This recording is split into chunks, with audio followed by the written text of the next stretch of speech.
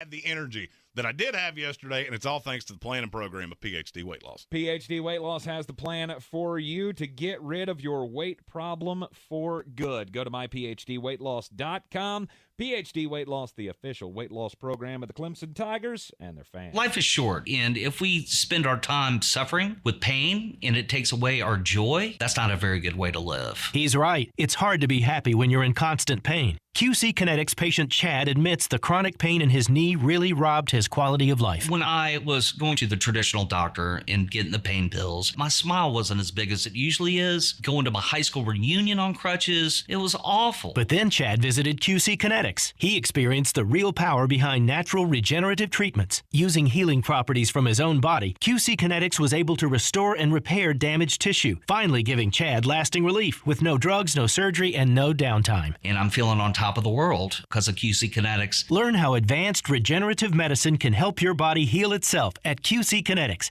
Call now for your free consultation. Call QC Kinetics, 828-333-9517. That's 828-333-9517. 828-333-9517. It's the Catamount Football home opener on Saturday, September 17th at 3:30 p.m. as WCU takes on Presbyterian at Bob Waters Field, E.J. Whitmire Stadium. The Catamounts won 4 of their last 5 games to end last season and are hungry for more in 2022. The first 5,000 fans at the game get a free whiteout shirt. Advanced ticket sales start at just $16 for adults and $11 for kids. For tickets, visit catamountsports.com or call 800-34-GO-WCU. Go Cats! It's the Best Pro Shops night race at Bristol Motor Speedway. And it's a cutoff race in the NASCAR playoffs. You remember what happened last year, right? September 17th. Go to bristolmotorspeedway.com and get your tickets before they're gone. From the Ingles Studios, this is ESPN Asheville, WPEK, W225CJ Fairview, WMXF Waynesville, and iHeart radio station. This is Sportscenter. I'm Christine Lisi. The NBA has suspended Phoenix Suns Phoenix Mercury owner Robert Sarver for 1 year and fined him $10 million following the league's investigation, which found his conduct clearly violated workplace standards because of racially insensitive and demeaning language and behavior. Sarver, in a statement, apologized for his words and actions. Cowboys owner Jerry Jones told 105.3 The Fan they won't put quarterback Dak Prescott on injured reserve after thumb surgery, believes he's got a chance to return within 4 games, added the initial 6 to 8 week timetable changed after surgery. Jones is sending a message to the Cowboys, says ESPN's Jeff Saturday. We can get better in areas that we know we need to improve on even with Dak healthy while he's injured, and then when he comes back, we hit the ground running. That's what Jerry's selling to the locker room, and I like where his head is. If it's possible without putting Dak in significant risk, I would do the same. Jeff Saturday on Greene. Steelers coach Mike Tomlin says outside linebacker TJ Watt is out Sunday versus the Patriots because of that torn pectoral muscle. He added the team, though, does not believe it's a season-ending injury. Do you own or rent your home? Sure you do. Fortunately, Geico makes it easy to bundle your home and car insurance. It's a good thing, too, because having a home is hard work. Go to geico.com, get a quote, and see how much you could save. Geico.com. Easy.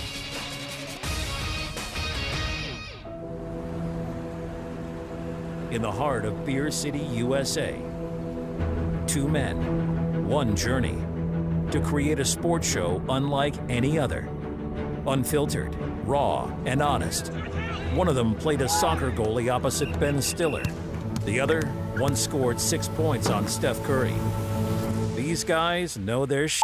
Let's go! Tank Spencer, Jeremy Greene, The Sportsocracy. Presented by Ingles Supermarkets. Low prices, love the savings. And Fred Anderson Nissan of Asheville. And welcome into the Sportsocracy here in the Ingles Studio on ESPN Asheville, 92.9 FM, 880 AM, 1400, and of course heard everywhere around the world, everywhere you go on the iHeart Radio app. We are seen everywhere as well on YouTube. Just go to thesportsocracy.com, click on that live video link. Don't forget to subscribe to the channel so you can join us in the chat each and every day. Have your opinions highlighted on the program here. You got a problem with us? Phones, not we don't do the phones because, I mean, that's just too much for me to try to do at one time. It's only the 2 of us. and Jeremy can't run the computer and the phones at the same time. So this is the Well, best and way they're to on get the in other touch side with of the the program. room. So, Right. I mean, I got very long arms. You like but- listening to us on the radio? Excellent. At least have the YouTube channel up so you can chat with us as the show's going on. Just, I'm trying to find a solution for everybody. Welcome into the program. It is a Tuesday hangover day. I had forgotten what days without football feel like, and I'm not a fan. I don't like it. Not a fan. All right. I'm campaigning right now. Next year we start Tuesday Maction the third week in September. No, I don't. I need That Maction. won't help I me. need something to wager on. That won't help me. I need a fix bad. All right, because last night did not go the way I thought it was going The to. degenerate gambler's looking for a vein, and he has no veins. None. It's not good. It's a no good, very bad thing. But, of course, the football conversation continues here because we got, last night was fun, wasn't it? Unless you're a Denver Bronco fan. I mean, listen, look, if I'd have told you yesterday, guaranteed we're going to come out of this game and the Denver Broncos are going to have 433 yards of total offense, they will Russell Wilson will have thrown for 340. Jerry Jeudy had a 100-yard night. What would you would sign up for that in a heartbeat and be like, yeah, that's exactly how I think this is going to go, and they are going to win 37-0. The only problem is that your defense is bad. And I am a big enough man to admit when I am wrong, but I mean, it's great. You got some names. You got some dudes I know on this defense. Y'all are awful. You guys are terrible. Geno Smith is probably the most limited quarterback in the NFL. I don't know. With Mac Jones, I mean, they're right there. Joe Flacco would like a word.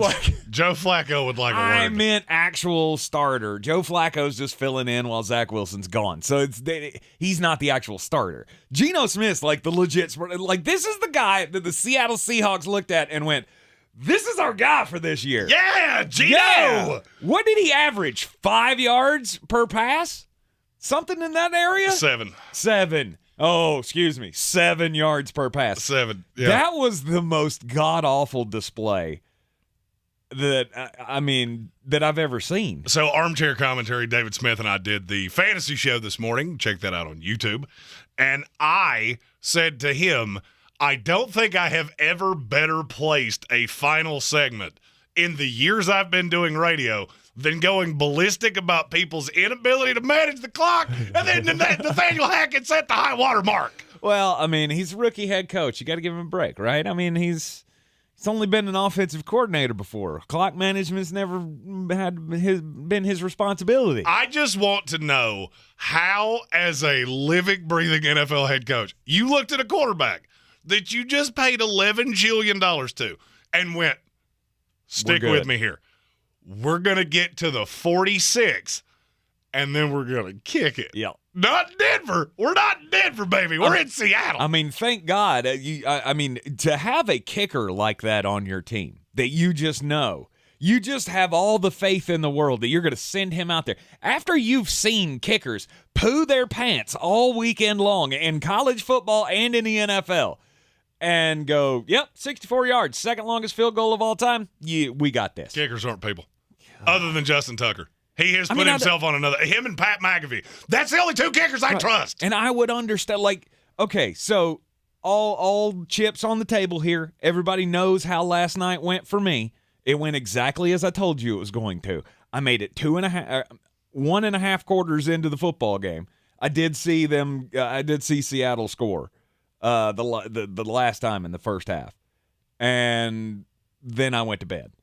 I woke up this morning and saw they lost on a missed 64-yard field goal. And I went, well, I mean, that's awful. You should never lose to the Seattle Seahawks. Nope. But I mean, there's no real shame in that.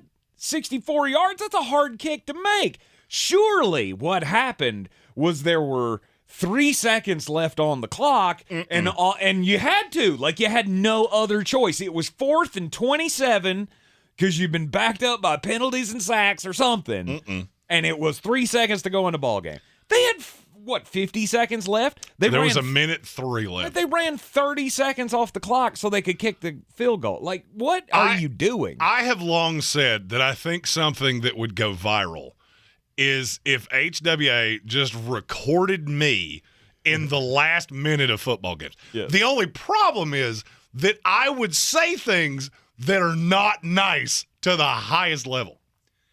So when Russ drops the little pass off to John T. Williams, all right, great. 4th and 5, here we go. It's Manageable. convertible. Yep. We got a shot. And then tick, tick, tick, tick, tick. What is happening? Run a play. Run it to him play. It never even crossed my mind that we're going to the kicker. Going, calling the lefty out of the bullpen. Let's go. Never even crossed my mind. So the clock runs all the way down. Russ calls the timeout. Mm-hmm. I don't appropriately know how to explain this. Have you ever looked at your dog and been very angry about something, and you know that not only do they not understand what you're saying to them, they unequivocally do not care? This is how I spoke to my wife for a solid 3 minutes of how Nathaniel Hackett is the biggest bum I've ever seen. He doesn't understand how the clock works, and you're going to lose to the stupid sea chickens after I have bashed them all year long. Right. And now the question is, what is the actual takeaway? And I have a few. Okay. You know what one of them's not? What's that? Hey, Seattle's better than we thought they were. That is not one of the takeaways that I had. It shouldn't be. I will say your defense showed itself better than I expected. The corners, if you recall, we talked about Tariq Woolen for an extended period of time. He a dog. He's a grabby dog, but he a dog. Mm-hmm. But I still look at you and go, man, Denver's bad. Denver is just bad, bad, bad. And Pete Carroll, that's the one thing I missed. I undervalued how important it is to have a coach like Pete Carroll on the sideline. Mm-hmm. Divine Comedy in our YouTube comments has been saying that since we started the stream. Pete's the man. Mm-hmm. He clowned Russ in the press conference. And I'm not going to lie to you. It is hard for me to say one team won a trade one game in. But I'm looking at Seattle going, there's a chance that you're going to have 2 top 10 picks, 2 more 2s, and 3 players for a quarterback that I'm not actually sure how great he actually is. And the players weren't bad. I mean, it wasn't like you just got 3 dudes off the practice squad. I mean, you got Noah Fant and Shelby Harris, and who was the other one? Drew Lock. Drew Lock's bad. I mean, Drew Lock's bad. Drew Lock revenge game. I mean, Drew was in the deal, too. Okay? Drew put his shoulder pads on and didn't poo in his pants on the sideline. So, you know what? Good for you. Good for Drew Lock. I don't take pride in telling you I told you so. Yeah, you do. Yeah, I do. Stop that. If you recall, what did I say when the Denver trade happened? I'm not actually sure how much better of a situation this was than where he just came from. Mm-hmm. The division is tougher. I'm not sure that you're that much more talented. I mean, looking at the 2 offensive lines, which one looked better to you last night? Yeah. It was Seattle, and it was not all that close. Yep. Javonte Williams, great. Had 406 targets. It looked disjointed. It looked – I will say this. Denver was the worst coached team in the NFL in week 1, and it's not even kind of close.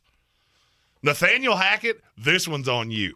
And I'm going to tell you something. Cowboy John Roten came up to me and asked me earlier what I thought about how the end of that game went. And he made a great point to me.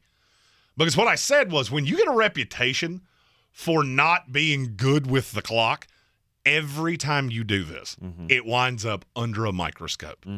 Mike McCarthy. Exactly. Mike McCarthy has a tendency to be bad with the clock.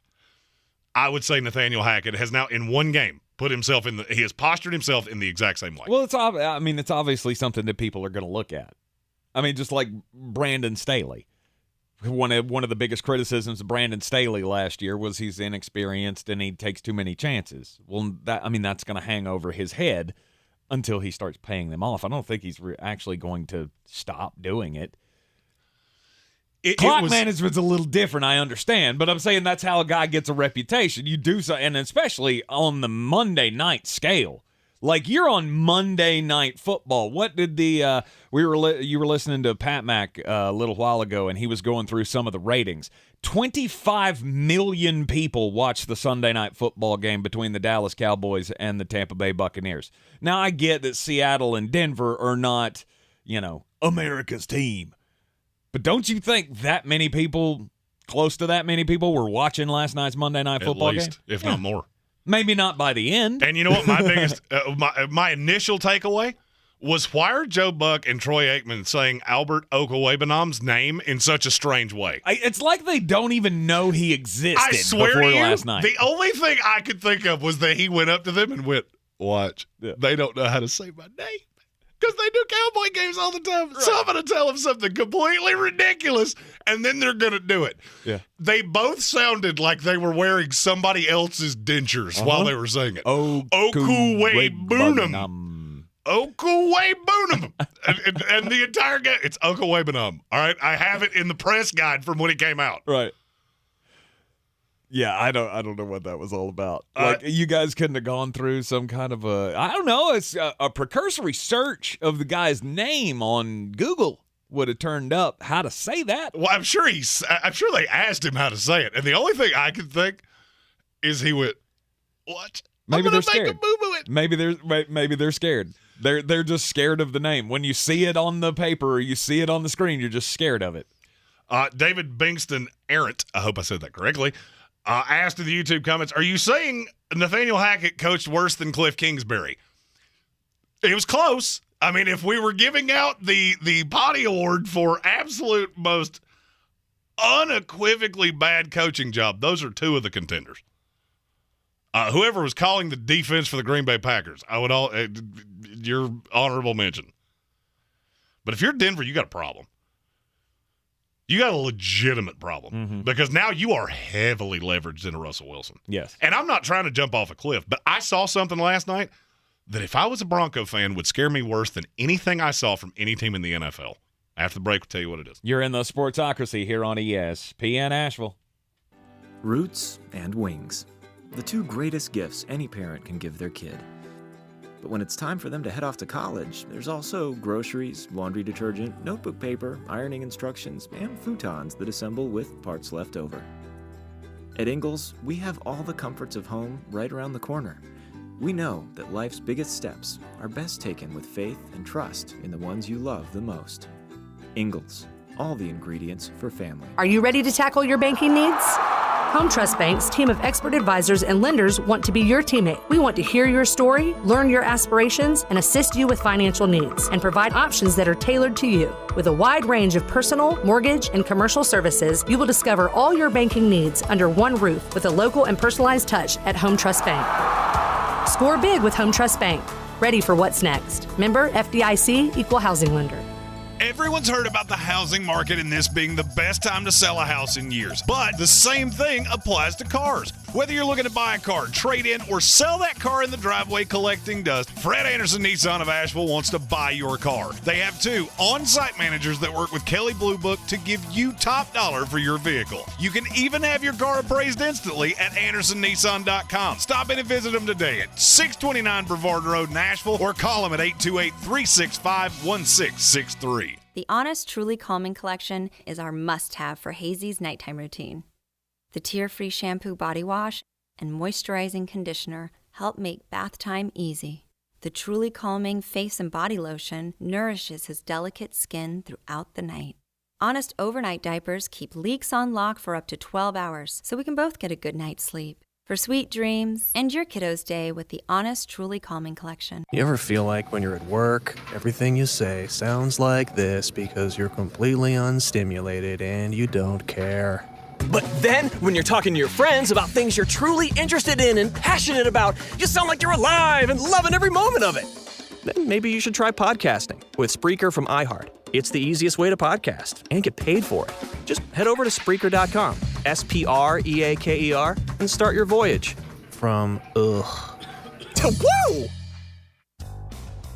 Asheville Pizza and Brewing is so happy to announce the return of the $3 movie theater. We've added a second screen to our Merriman Avenue location. Soon you'll be able to catch family favorites, cult classics, and second-run films for only $3, just like the good old days. Visit the main screen for current movies and don't forget about Trivia Night on Wednesdays. Visit AshevilleBrewing.com for info and schedules, or stop by on Merriman Ave. That's AshevilleBrewing.com.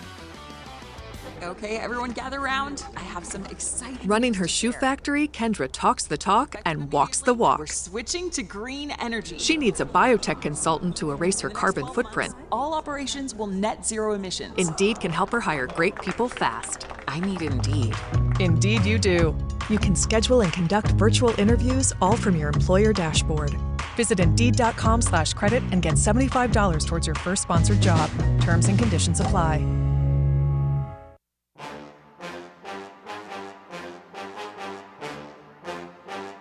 The Sportsocracy. We treat star athletes better because they're better people. That's not fair. Life isn't fair, kiddo. Get used to it.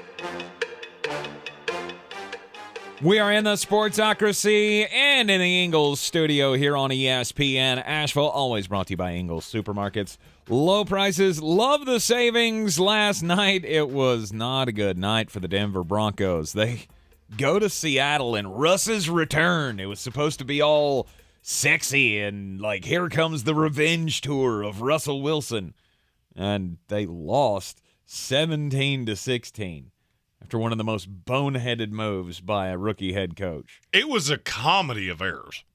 I mean, just a comedy. They're Well, the the first fact that- team since the year I was born The 1987. to lose two fumbles on plays that started inside the one in the same game. Yeah. And they were all disjointed. Mm-hmm. Nothing looked easy.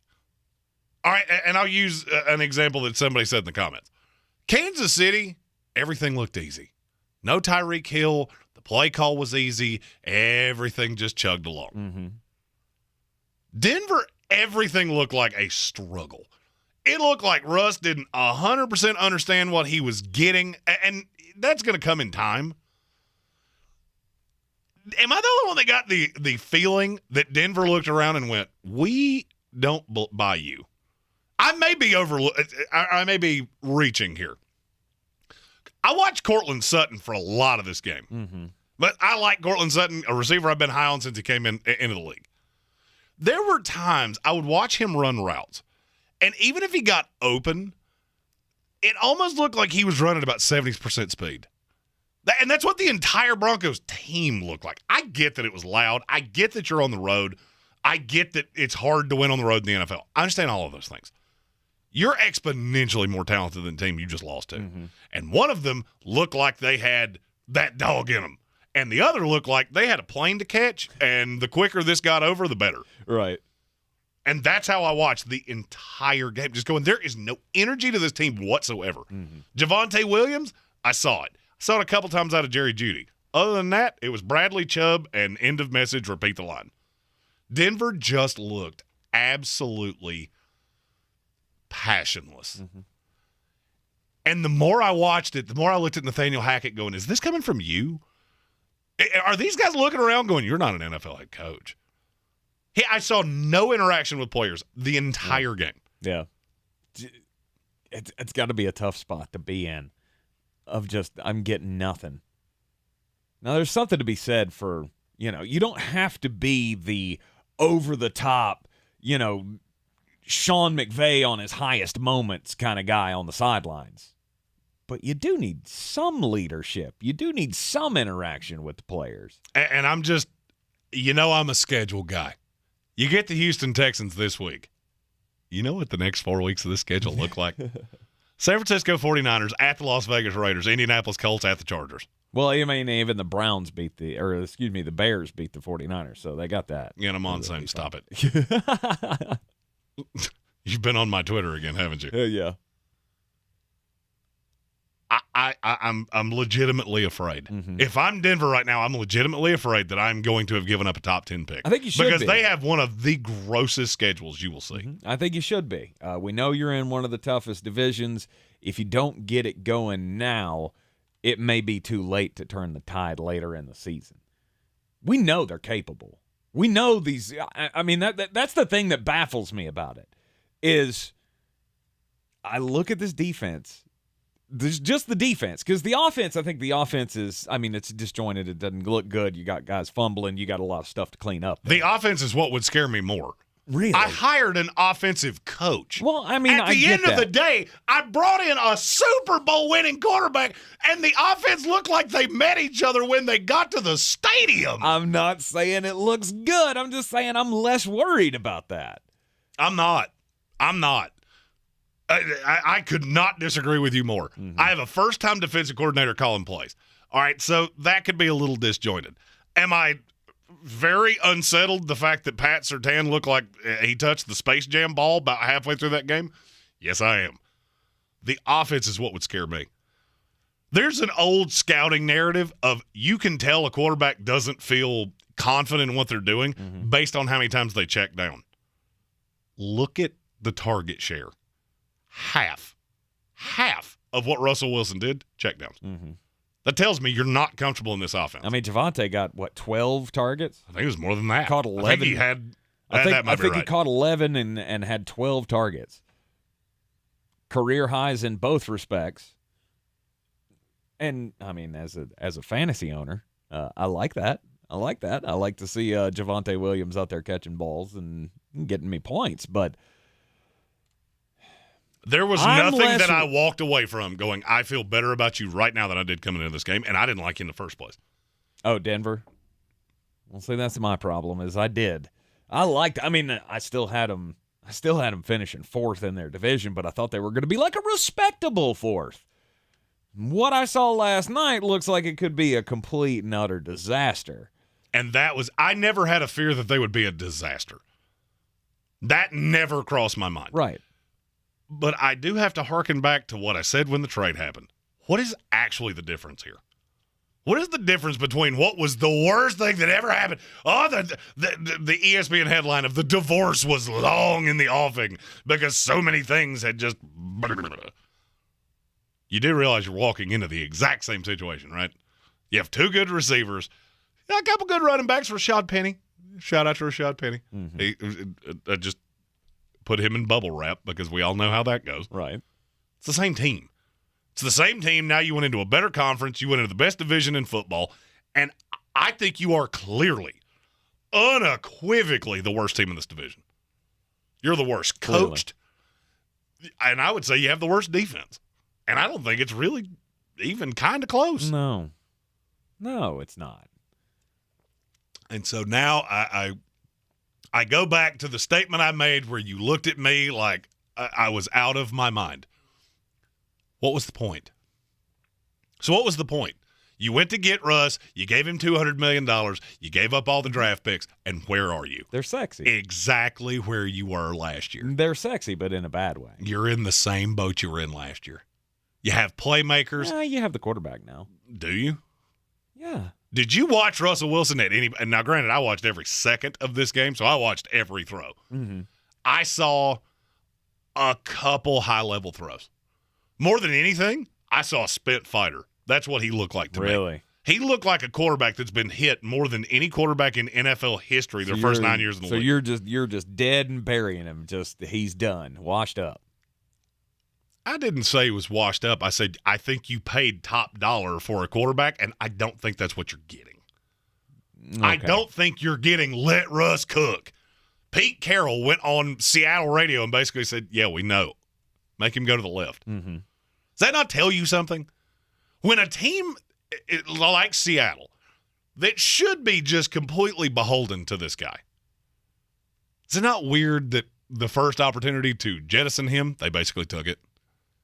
Is that not weird to you? Not weird that they looked at Geno Smith and Drew Lock and we're fine. Right. We're fine. We'll take the draft picks. We'll rebuild the team. We'll get young. It's fine. Okay. Ask yourself this question. Name another quarterback in the last 20 years that a team has done that with. We'll just move on. It's fine. I mean, Peyton? He was 800 years old and they had the number one pick. Just saying. I mean, that's the closest I can come. Well, he was 37 years old. had just had Something like spinal fusion surgery, and they had the number 1 pick in the draft. Yeah. That's a little different scenario. Seattle I'm not looked saying at their it's not. MVP. We're going to move on to Geno Smith and Drew Lock. Because they were blowing it And up. we're They're rebuilding fine. it. They're rebuilding it. I don't think they feel that way. And I've heard this all offseason. You think they thought the sun is setting and we're done? I don't think Pete Carroll cares.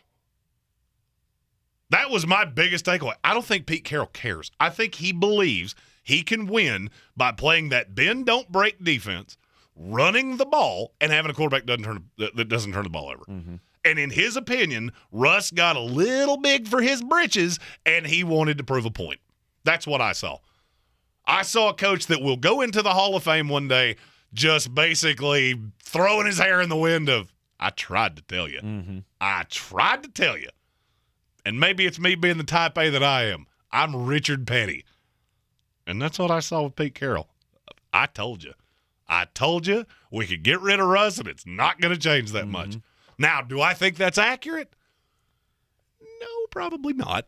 Seattle's going to have a number. We're unveiling the power rankings today. NFL Week 2 power rankings. The number next to Seattle, not drastically higher than it was a week ago. A little higher. A little better than I thought.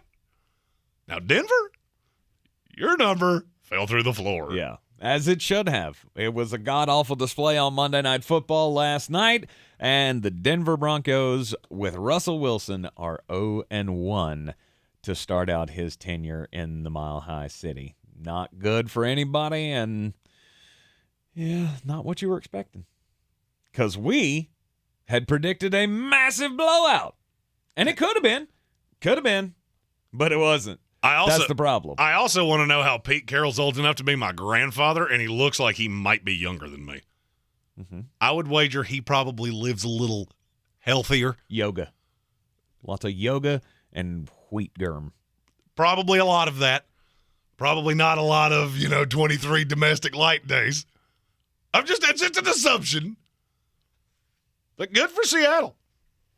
You are in the Sportsocracy here on ESPN Asheville. When we come back from the break, it'll be time to get just a bit outside, and we will give you the first 8 teams of Week 2's NFL Power Rankings. This is your Exergen Temporal Scanner weather forecast on ESPN Asheville. Boy, how about this low humidity? Another very comfortable night tonight. A little taste of fall here. September cold front has moved on through and has pushed well to our east, and we're in the 40s with elevation tonight, around 50 in the valley. Sunshine Wednesday, high 70s, 7 degrees, and some low 80s with sunshine Thursday and Friday. We're going to stay in the 50s for nighttime low temps right through the weekend and early next week, and running a little below average.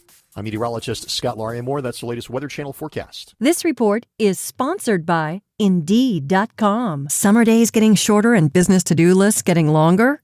You need Indeed.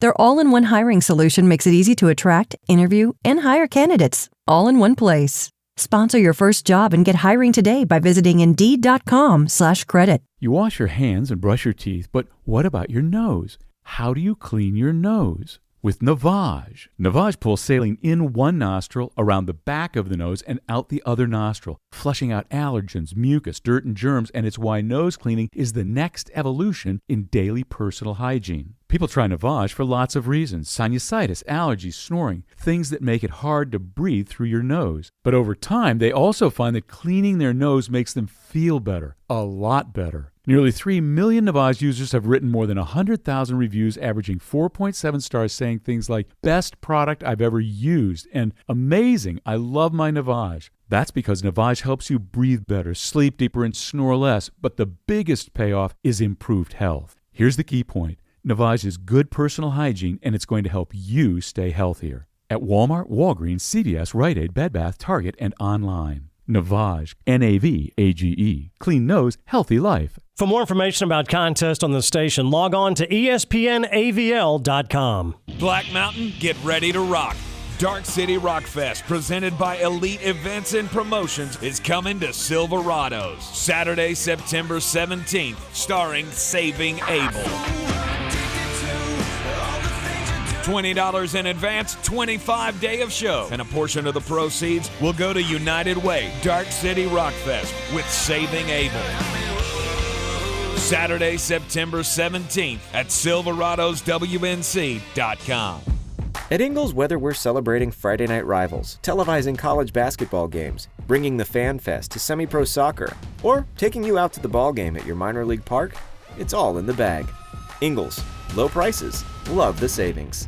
I believe real estate isn't about properties. It's about people. I am Clarissa Marshall with eXp Realty, serving all of Western North Carolina. Navigating the home buying and selling journey can feel overwhelming at times, and that's why having an agent who cares about you and your needs is key. I'm a native of Western North Carolina, and I close over a home a week. I'm an expert in the market, pricing my sellers correctly to net you the most money, and working as a skilled negotiator for my buyers. Please give me a call today at 828-774-6343 to set up a complimentary market analysis. Rogue Combat Club, Asheville's home for comprehensive martial arts training, has a goal for our community, one that's stronger, more fit, and unwavers in its support of one another. Rogue Combat Club's instructors have competed at the highest levels and offer classes for everyone from young children to adults in Brazilian Jiu-Jitsu, Muay Thai, and wrestling. Rogue Combat Club classes can help you boost your self-confidence and self-defense skills while weeding out the egos and intimidation found at other gyms. Join today at RogueCombatClub.com. Boy, you must be outside your mind. The Sportsocracy. Just a bit outside. He tried the corner and missed. Back here in the Sportsocracy on ESPN Asheville, just a bit outside. You know, there are so many things. My life is just so complicated right now between, children and work and football and all of the things. I'm missing so many ancillary things. I did not even know before today that Tyson Fury unretired from boxing. Apparently that happened at some point in a dreamy sleep last month. I don't believe anyone when they say they're retiring. After Tom Brady, you're just done. Nope. Right? You're like Giselle. You're just hands off. I'm done. I'm done with this. Hey, she loves him from afar. It's time to focus on her now. Anthony Joshua has accepted the terms for a fight with Tyson Fury on December the 3rd. So Tyson Fury, if you were like me, apparently sleeping under a rock for the last month, he has officially unretired.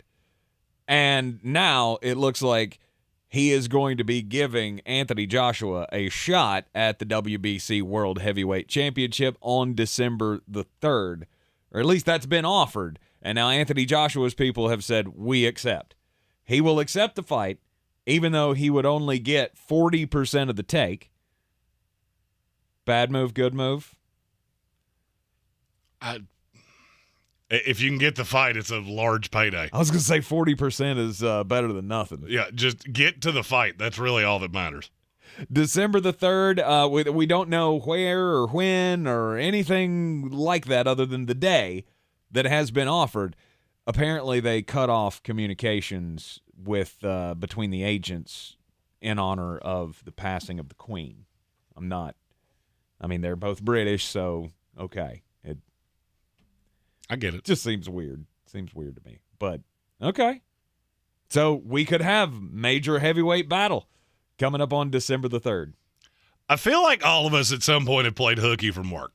Yeah. You wanted to do something. Maybe you faked a little injury, threw a thermometer in a cup of coffee.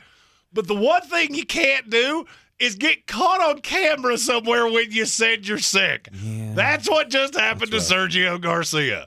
He withdrew from the BMW PGA Championship over the weekend. There's only one problem with that. He was then photographed on Saturday at the Texas-Alabama game. If you didn't know this, you can't withdraw from a tournament just because you want to. I never knew that. You can't withdraw. It has to be a medical reason, and you have to provide a note from a doctor that says it was a legitimate injury. Okay, I have to ask this question. Or what? They fine you. And it's a pretty sizable fine, too. And Sergio's already kind of persona non grata with the DP World Tour anyway. Right. Because of his LIV LIV golf thing. Right. I just, That's hilarious. As a well-known party guy, I got to give the flowers to Sergio. You know what? I shot a 76. Right. I don't want to play anymore. Hook him. Let's go. Yeah, I'm out. I don't begrudge him at all for that. I mean, is it just me, or do you not have these like conversations? Do you have that kind of relationship with your boss where you can go in and be like, dude? When I was the boss, I had a rule. Yeah. I had a very simple rule. You could call in sick, but you had to make me laugh. I'm very hard to make laugh. 2 people succeeded. I could not communicate what they said either time on this show. Right. Hilarious. I tell one guy, you don't ever have to come back to work. That's the funniest thing I've ever heard in my life. Nice. Had another one call in dead. That's a good one. Called in dead. It was Friday. Called in, said, I'm dead. I'll be back. Planning on doing some stuff. All right, Jesus. Experimental. It went down that path, but I wasn't going to say it. That was good enough for me. I am your cell phone messiah. All right, you can have the day off. Go do as you please. I can not only hear, but I think I can also feel the wrath of God from the conversation that took place. I also had one person that called in. He's not happy. I had another one that called in 7 times because their grandmother died. That's not going to work. You don't have that many grandmothers. No. That's not a thing. It's not a thing. I gave you leeway to 4. Because that made some kind of sense. Are you sure this wasn't like a sister wives situation nope. where like she did have 7 grandmothers? Nope. I actually didn't have any. They were all lies. That's when I came up with the "if you can make me laugh." Well, I mean, I guess I was always afraid to say something like that to a boss in fear that it comes true. Like, hey, my grandma died, and then 2 days later, grandma dies, and now you just feel like the worst person in the world. Yeah, don't lie. Yeah. Tell jokes. But I guess that you have no fear of that if if they're already dead. Speaking of jokes, you said to me what is unequivocally the stupidest thing you have ever said to me in my life. In our partnership together, you said the dumbest thing I've ever heard. What is that? Rex Ryan went on the Pat McAfee show earlier today and said that he has signed an endorsement deal with Dr. Schultz. Brilliant. Which, first of all, made me laugh uncomfortably hard. If you don't know what I'm talking about, Google it. Rex likes to put his best foot forward. He likes feet things. He's a good little foot soldier. Yeah. The interview, hilarious. So I told this to Tank when he got here, and he said, that's still not as funny as the Matthew Stafford Little Caesars thing. Nope. 100% it is, and it's not actually close. No, it's not. I mean, I get it. It makes sense. It's funny, but I'm sorry. I was sitting there watching college football on Saturday, and they keep showing the Little Caesars NFL partnership commercial with Matthew Stafford. And I turned to my wife, who we're Georgia fans, have been. I've been a Georgia fan. She's been one her entire life. I've been one for the last 20 years. Damn near 20 years. Matthew Stafford was her favorite player at Georgia, period. So which means you're biased. So anytime I can throw shade at Matthew Stafford, it rankles her, and it makes me, it makes me laugh. And it also means you're biased. Well, but follow me down the path here, okay? Matthew Stafford being the spokesperson for Little Caesars Pizza, to me, is the most perfect thing on the planet because he is the Little Caesars of quarterbacks. On the average day, it's the 9th best out there. But there's that one drunk moment where you're like, damn, this is the best in the world. Little Caesars is the most underrated pizza on the planet Earth. I don't know about all that. I do want to try the new 100 pepperoni pizza. Little Caesars is the Jeremy Greene of pizzas. Please do explain. It's always hot and ready. Boom! Let's go! Let's go! On a Tuesday. Nice. Let's do this. It's always hot. It's a Power Ranking Tuesday. Let's go.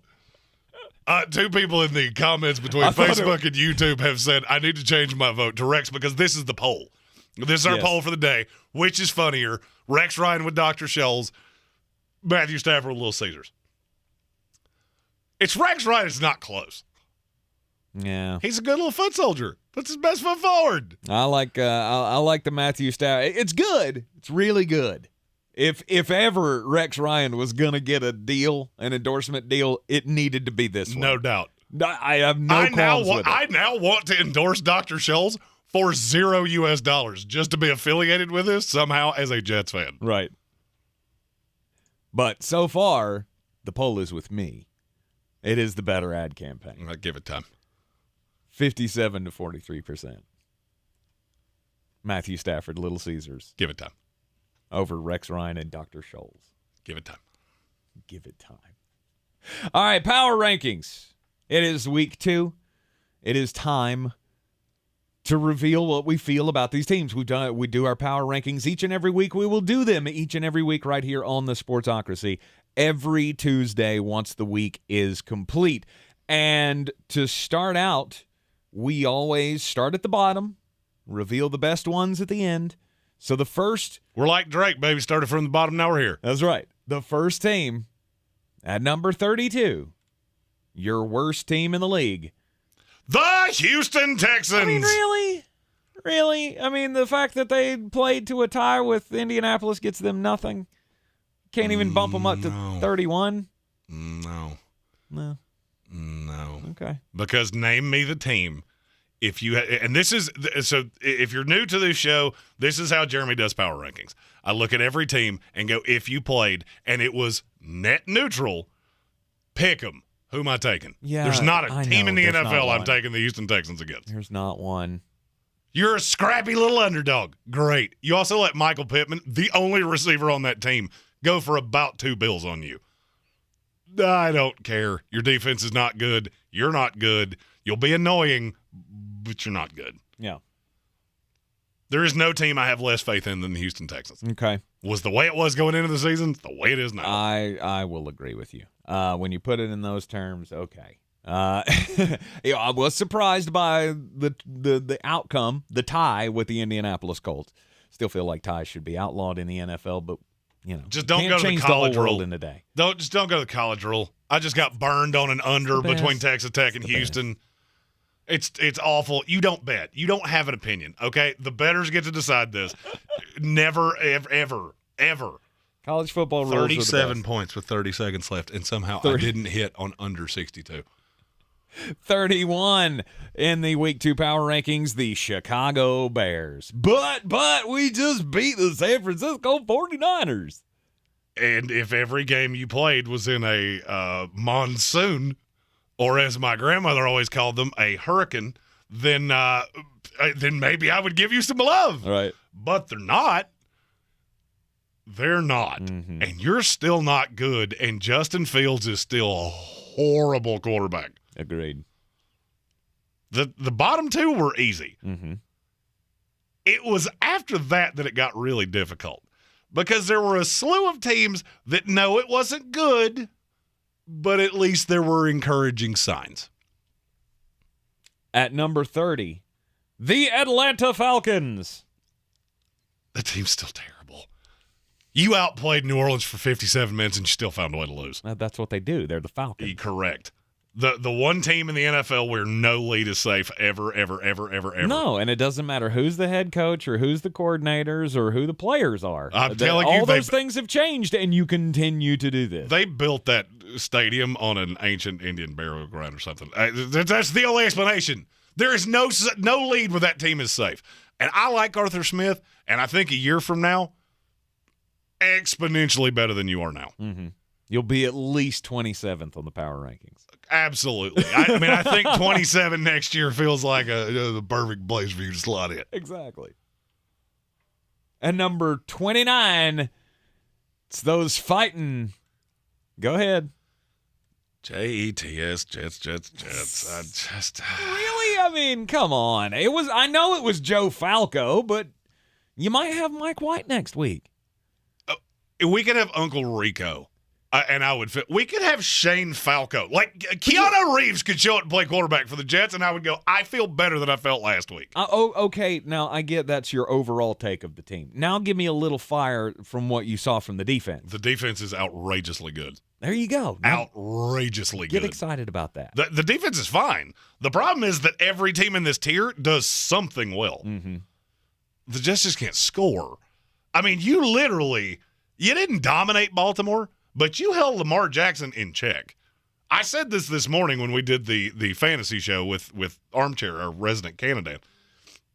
If you had told me going into this game, Lamar Jackson would have 17 rushing yards.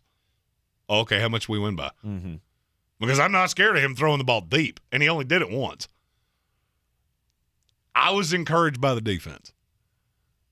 Now, the offense? Yikes. That is just horribly bad. Except for Michael Carter. And he was good.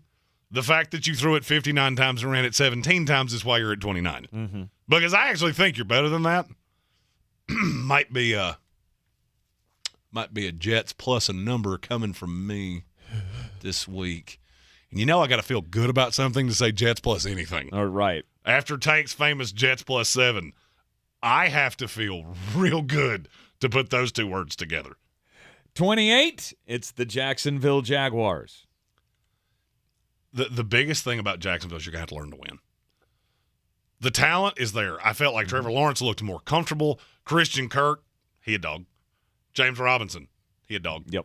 Your defense is a group of toddlers. Mm-hmm. And that's going to burn you repeatedly.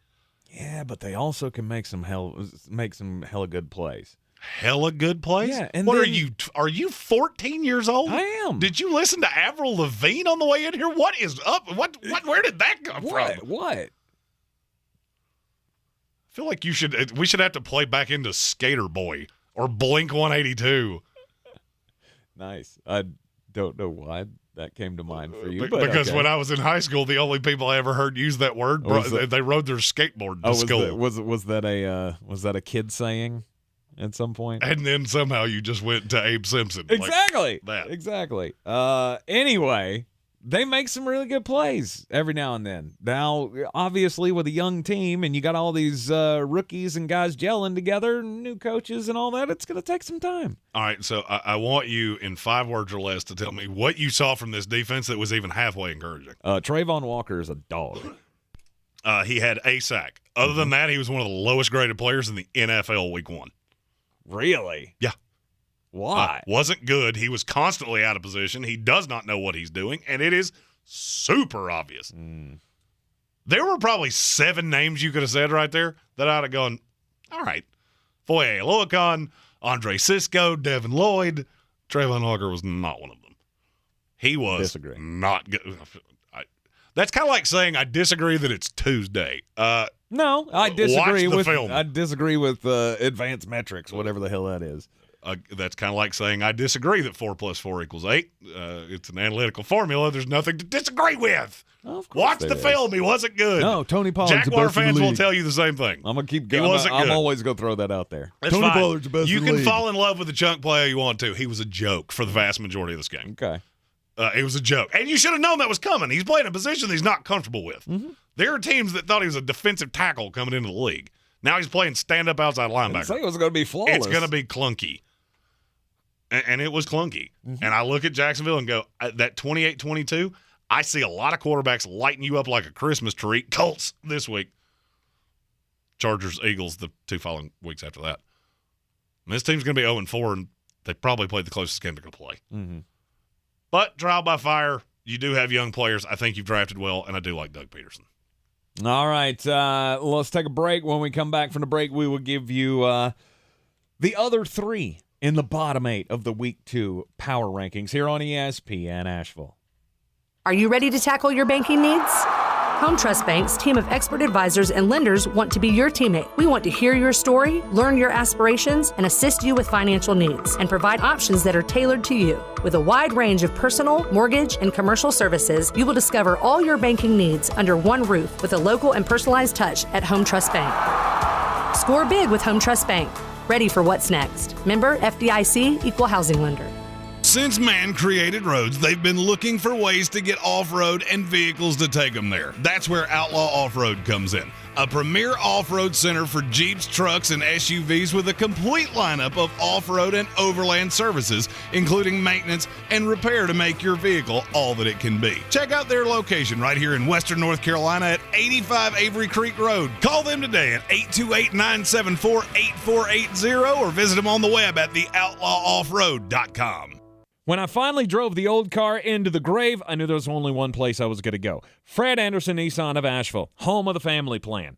And yes, they treat you like family. I went in, told them what I was looking for, told them my budget, and in no time, I was signing the paperwork on my certified pre-owned vehicle. They have the area's largest selection on quality pre-owned vehicles and certified Nissans. They go through a 167-point inspection, so you know it's not going to let you down. They gave me the Carfax report, so I know the history of my vehicle. And the Fred Anderson family plan gives me things like oil changes and car washes and loaner cars if I have to have major work done on the car in the future. For me, buying a car has always been an intimidating thought. But the folks at Fred Anderson Nissan of Asheville made it super easy. Don't be like me. Don't wait till the last minute to get a deal done. Go to AndersonNissan.com or stop by the showroom at 629 Brevard Road. And don't forget to mention we sent you from the Sportsocracy and get a $250 bonus on your trade-in at Fred Anderson Nissan of Asheville. Better sleep gives you the energy you need to spend more time doing the things you love. Your sleep equipment helps you manage your sleep disorder and live a more active life,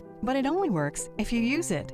Sleep equipment manufacturers recommend daily cleaning, and SoClean is a helpful complement to your daily routine. Join over 2 million SoClean customers enjoying peace of mind. Try SoClean risk-free for 30 days. Find out more at SoClean.com. Always follow the manufacturer's instruction. Prepayment required for risk-free trial. For contraindications and details, visit SoClean.com. Other banks go out of their way to make redeeming credit card rewards needlessly complicated. Like how they require minimums or force you to use your rewards before reaching some arbitrary expiration date. But Discover isn't like that. With Discover, you can redeem your rewards for cash in any amount at any time. So you'll never have to jump through hoops. Unless you're like a trapezist, then by all means, go right ahead. Learn more at discover.com/redeem rewards. Terms apply. The iHeartRadio Music Festival, where the biggest stars from all walks of music come together. September 23rd and 24th, T-Mobile Arena in Las Vegas. Limited seats are still available at AXS.com or stream it live on the CW app and CWTV.com. Did you know that The Hartford sells small business insurance? Now you do. The Hartford is the Hartford Financial Services Group Incorporated and its subsidiaries, including Hartford Fire Insurance Company, headquartered in Hartford, Connecticut.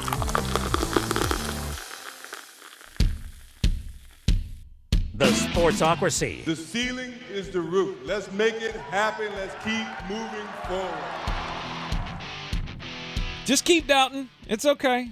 Just keep doubting. Silver in the YouTube comments has got it here. Jags shot themselves in the foot. We can beat teams. Jeremy can jump off the bandwagon. It'll still be rolling when he jumps back on. I'm not jumping off the bandwagon. I think it's a talented team. It's going to take some time. Yeah, it is.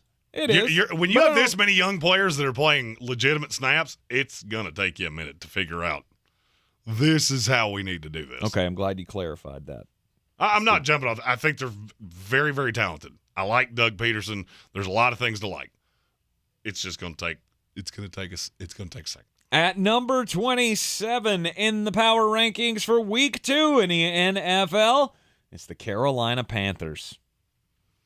I hate to tell this to Carolina Panther fans, but Vegas has you at 32. The worst team. They have them as the worst team in the NFL. Well, that's wrong. I don't agree with that. But the Baker Mayfield side of this is terrifying. It's just terrifying. Mm-hmm. The fact that you can't stop the run, terrifying. Cleveland eviscerated you running the ball. Mm-hmm. And those things would worry me.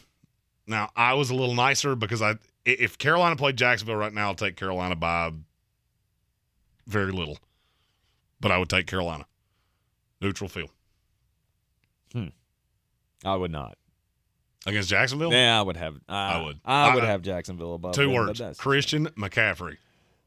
Yeah, I just didn't. I think Pee Wee Herman could call that offense and it would still work. The problem is he's not. 2-2. That's it. That's what I'm saying. The problem is Pee Wee's not calling this offense. No. Ben McAdoo. Some dude named Ben, and he ain't very good at it. Big old biggin. Panthers come in at 27, just ahead of them. Oh, it's the Dallas Cowboys. I'll be honest with you. I thought about having them lower. Yeah. I thought about having them lower. You probably should. With Cooper Rush, they're a joke. Without Dak Prescott, I mean, you obviously have the worst quarterback in the league. The only net neutral according to the Vegas poll. Cooper Rush gives you exactly 0 points towards the spread. Mm-hmm. He doesn't make a Joe difference. Flacco gives you a full point. Oof. Think about that. Think about that, Dallas Cowboys fans. Oh, it's going to be fine. Dak will be back in like 4 weeks, Jerry says. That's fine. You'll be 0-5. I'll believe it when I see it. That's fine. You'll be 0-5. And at number 25, the Seattle Seahawks, winners of Monday Night Football Week 1. Seattle is the West Coast version of the Houston Texans. But Pete Carroll gives you a great advantage. I do think the defense is faster, and they're going to win some games that they're not supposed to. You are in the Sportsocracy here on ESPN Asheville. The power rankings continue to be revealed. Coming up next, Sportscenter is now. This is your Exergen Temporal Scanner weather forecast on ESPN Asheville. Boy, how about this low humidity? Another very comfortable night tonight. A little taste of fall here. September cold front has moved on through and has pushed well to our east, and we're in the 40s with elevation tonight, around 50 in the valley. Sunshine Wednesday, high 70s, 7 degrees, and some low 80s with sunshine Thursday and Friday. We're going to stay in the 50s for nighttime low temps right through the weekend and early next week, and running a little below average. I'm meteorologist Scott Lauriamore. That's the latest Weather Channel forecast. This report is sponsored by Wendy's $5 Biggie Bag. Wendy's Biggie Bag is still just $5. Get a double stack junior bacon cheeseburger or crispy chicken BLT plus 4-piece nugs, small fries, and a small drink. Grab your bag at Wendy's today. Includes choice of double stack JBC or crispy chicken BLT with 4-piece nugs, small drink, and fries. U.S. price and participation may vary. Prices may be higher in Alaska and Hawaii. Wendy's new French toast sticks are so delicious, some are saying that they're better than their mom's breakfast. Excuse me. Did you just say Wendy's new French toast sticks are better than my breakfast? Mom, is that you? Answer the question. I said some people are saying that because they're so crispy on the outside and fluffy on the inside and perfect in every way. Uh-huh. And what do you think? I think it's time to tell people to choose wisely. Choose Wendy's new sweet and crispy home-style French toast sticks. That's still not an answer. At participating U.S. Wendy's during breakfast hours. You might not have the biggest garage on the block, but with eBay Motors, there's 122 million parts right at your fingertips. Whatever you need, there's something that fits your vehicle. Air filters, tires, seat covers, and more. Get the right parts at the right prices. ebaymotors.com. Let's ride. Over 50,000 police officers are assaulted each year. Help police by not escalating. Address any complaints after the encounter. Comply now, complain later. Keep everybody safe. This message brought to you by the National Police Association. Learn more at nationalpolice.org. From the Ingles Studios, this is ESPN Asheville, WPEK, W225CJ Fairview, WMXF Waynesville, and iHeart Radio Station.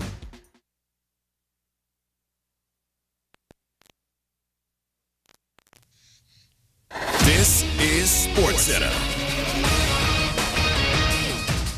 I'm Christine Lisi. Breaking news. Sources tell ESPN's Adam Schefter doctors have determined that Steelers star edge rusher TJ Watt does not need surgery on his torn pectoral muscle. He's now expected to miss about 6 weeks. Cowboys owner Jerry Jones said on 105.3 The Fan in Dallas they will not put quarterback Dak Prescott on injured reserve. Said the initial 6 to 8 week timetable changed after Prescott's thumb surgery. Considering, though, the litany of issues the Cowboys have, it doesn't matter when Dak returns, believes our Bart Scott. You think in 4 weeks he's going to come to save the day? Even if he comes back in 4 weeks, he's not going to save the day. They can put a wrap on it, do whatever they want. It's going to alter the way he throws the football. They need to try and figure out how to get somebody back there that can maybe help them out. Bart Scott of Barton Hahn. Phoenix Suns, Phoenix Mercury owner Robert Sarver suspended for 1 year and fined $10 million by the NBA after a league investigation found his conduct clearly violated workplace standards because of racially insensitive and demeaning language and behavior. Sarver, in a statement, said he took full responsibility for what he's done. Summer Bonanza means more business in the fall months. Hire right with Indeed. Their integrated solution lets you schedule and conduct video interviews all in one place. Finding your next great hire has never been this easy. Get hiring at Indeed.com/credit. He's a degenerate gambler. You are a smelly pirate hooker. And he's cheaper than oxygen. He's useless. But somehow, they make it work. Jeremy Greene, Tank Spencer. There's no holding back in the Sportsocracy, presented by Ingles Supermarkets and Fred Anderson Nissan of Asheville. And this is ESPN Asheville, 92.9 FM, 880 AM, and 1400. We are the Sportsocracy, the Democratic Republic of Sports, and we are heard everywhere on the iHeart Radio app. You can see us, too. Just go to thesportsocracy.com, click on the live video link. That'll get you to the YouTube channel. youtube.com/thesportsocracy. And you can subscribe to the channel. Join us in the chat. Get your comments out here. You don't like what we're saying about your football team? Just let us know. It's that simple. We always come to you live from the Ingles Studio. Ingles Supermarkets, low prices, love the savings. And we continue with the Week 2 power rankings here in the NFL. Adam Black, I think he just says things just to get his name mentioned on the show. Well, I mean, he is a man of the cloth. So I can't. He said the Panthers still win in the South. Yeah. Okay. Okay. It hurts me to say negative things. All right. So I'm not gonna. Love to have that kind of faith from your pastor, though. I mean, absolutely. He's ultimate man of faith. Very important in that profession. Me, not so much. Jesus, take the wheel, because I don't trust Baker at the wheel. Nope. It is the Sportsocracy, the power rankings. Well, we did the worst teams at the end of the hour there. Again, just to recap, 32-25. Starting at the bottom, we got Texans, Bears, Falcons, Jets, Jaguars, Panthers, Cowboys, Seahawks. I don't think we're too far off on any of those. There's not one that I look at and go, you're way too low on that. There's a team that's missing that at least one, maybe two, that should be those two have been a staple of the bottom 8 forever. Well, you'll just have to wait a second. Now, coming to number 24, the New England Patriots. How about that? Look at Bill Belichick. He's already climbed out of the cellar. I mean, it really had nothing to do with you being good. No, they're not good. They're not good at all.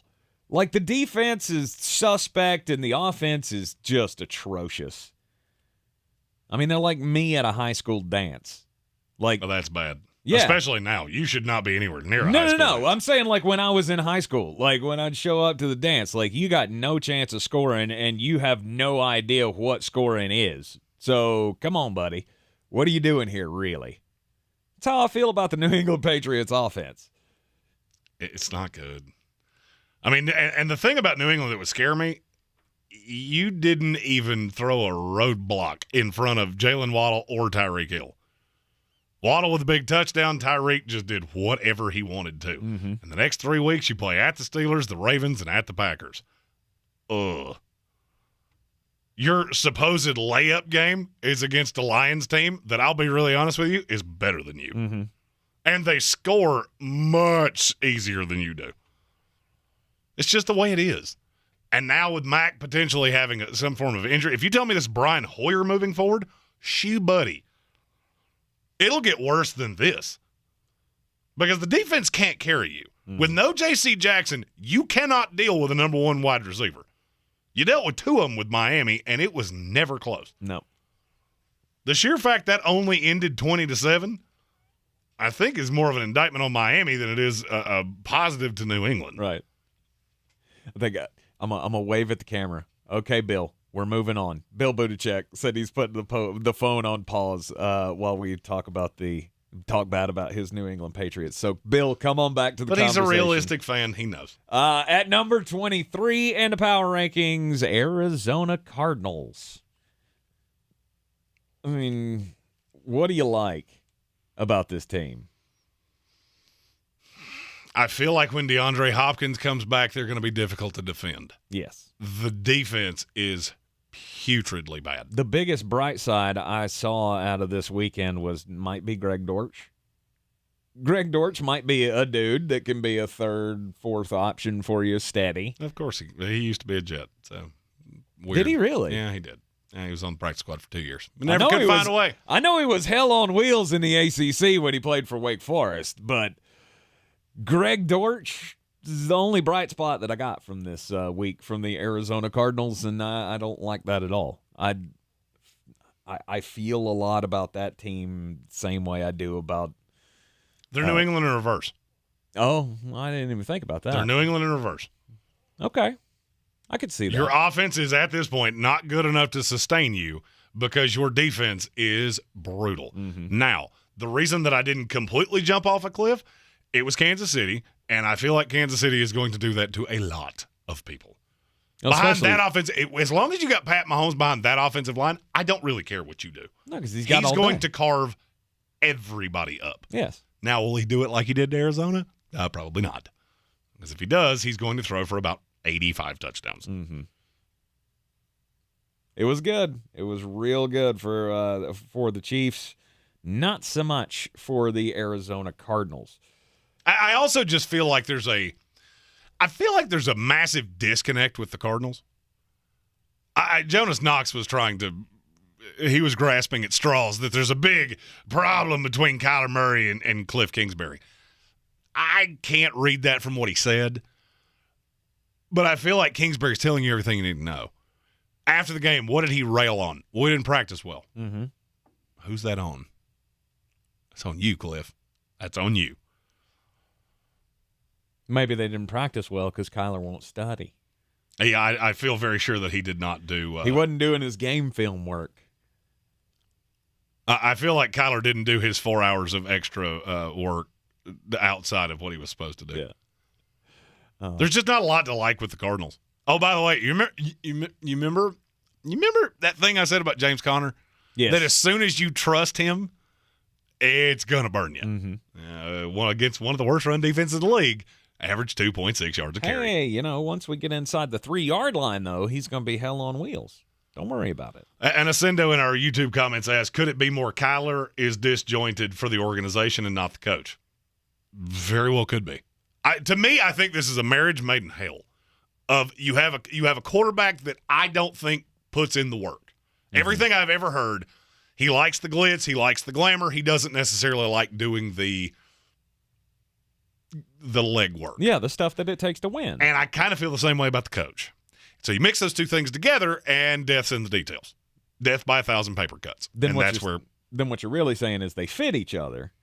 And in the worst way possible. And they deserve. They're like that relationship that you know of two people that you just absolutely. You should be with anybody else. I don't care who it is. Just, you are so toxic for each other. Right. That you need to just, okay. You need to just part ways. But you can't. When you find yourself looking in the mirror at that special someone, you go, I just can't quit you. And I feel like that might be where Cliff Kingsbury and Kyler Murray are.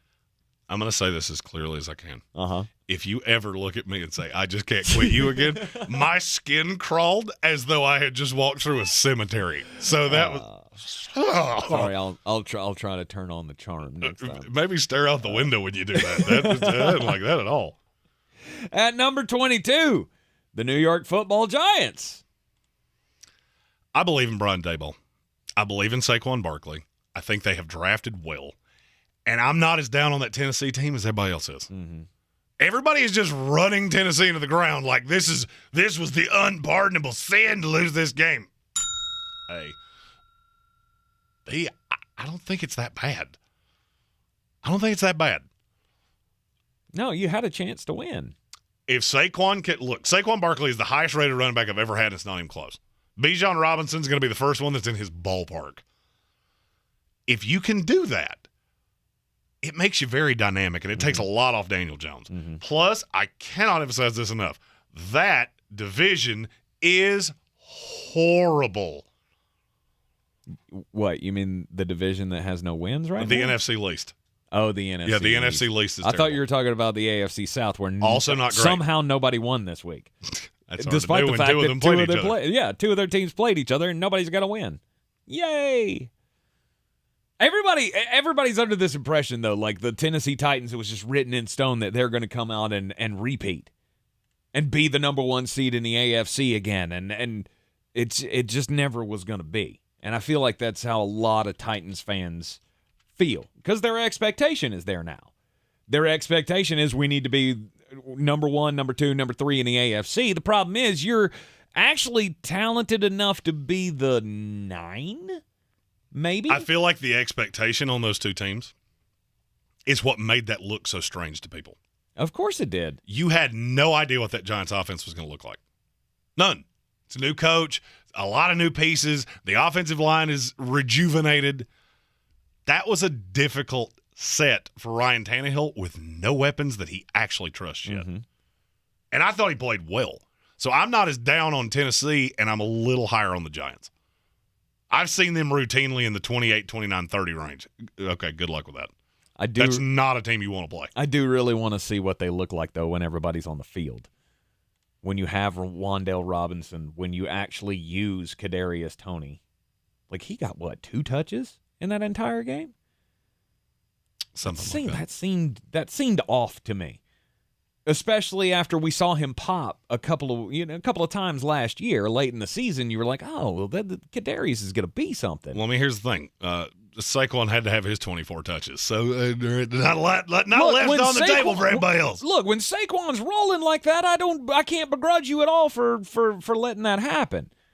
But still, Azeez wasn't there. Kayvon Thibodeau wasn't playing. And that's a lot of those things play in. I kind of want to see what this team looks like at full strength. They could be way more dangerous than I gave them credit for. Just throwing it out there. They play the Carolina Panthers this weekend. Yeah. Sorry about that, Panther fans. It's going to be a fun Monday, I can already tell. Denver Broncos come in at number 21. And I feel like I'm being nice. I really do. I feel like I'm being nice. I don't know that there's any team that we've mentioned where I honestly believe that they're worse than. There are 4 teams below them that I will say play with exponentially more heart than they do. Sure. And I don't buy your coach.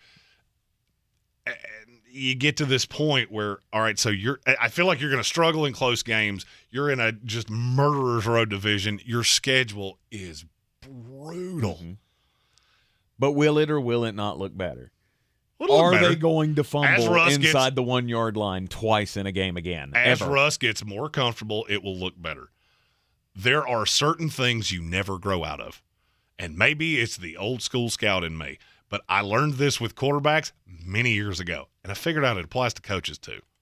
Coaches that can't figure out how the clock works, you tend to be that forever. Mm-hmm. And that was the worst display I've ever seen.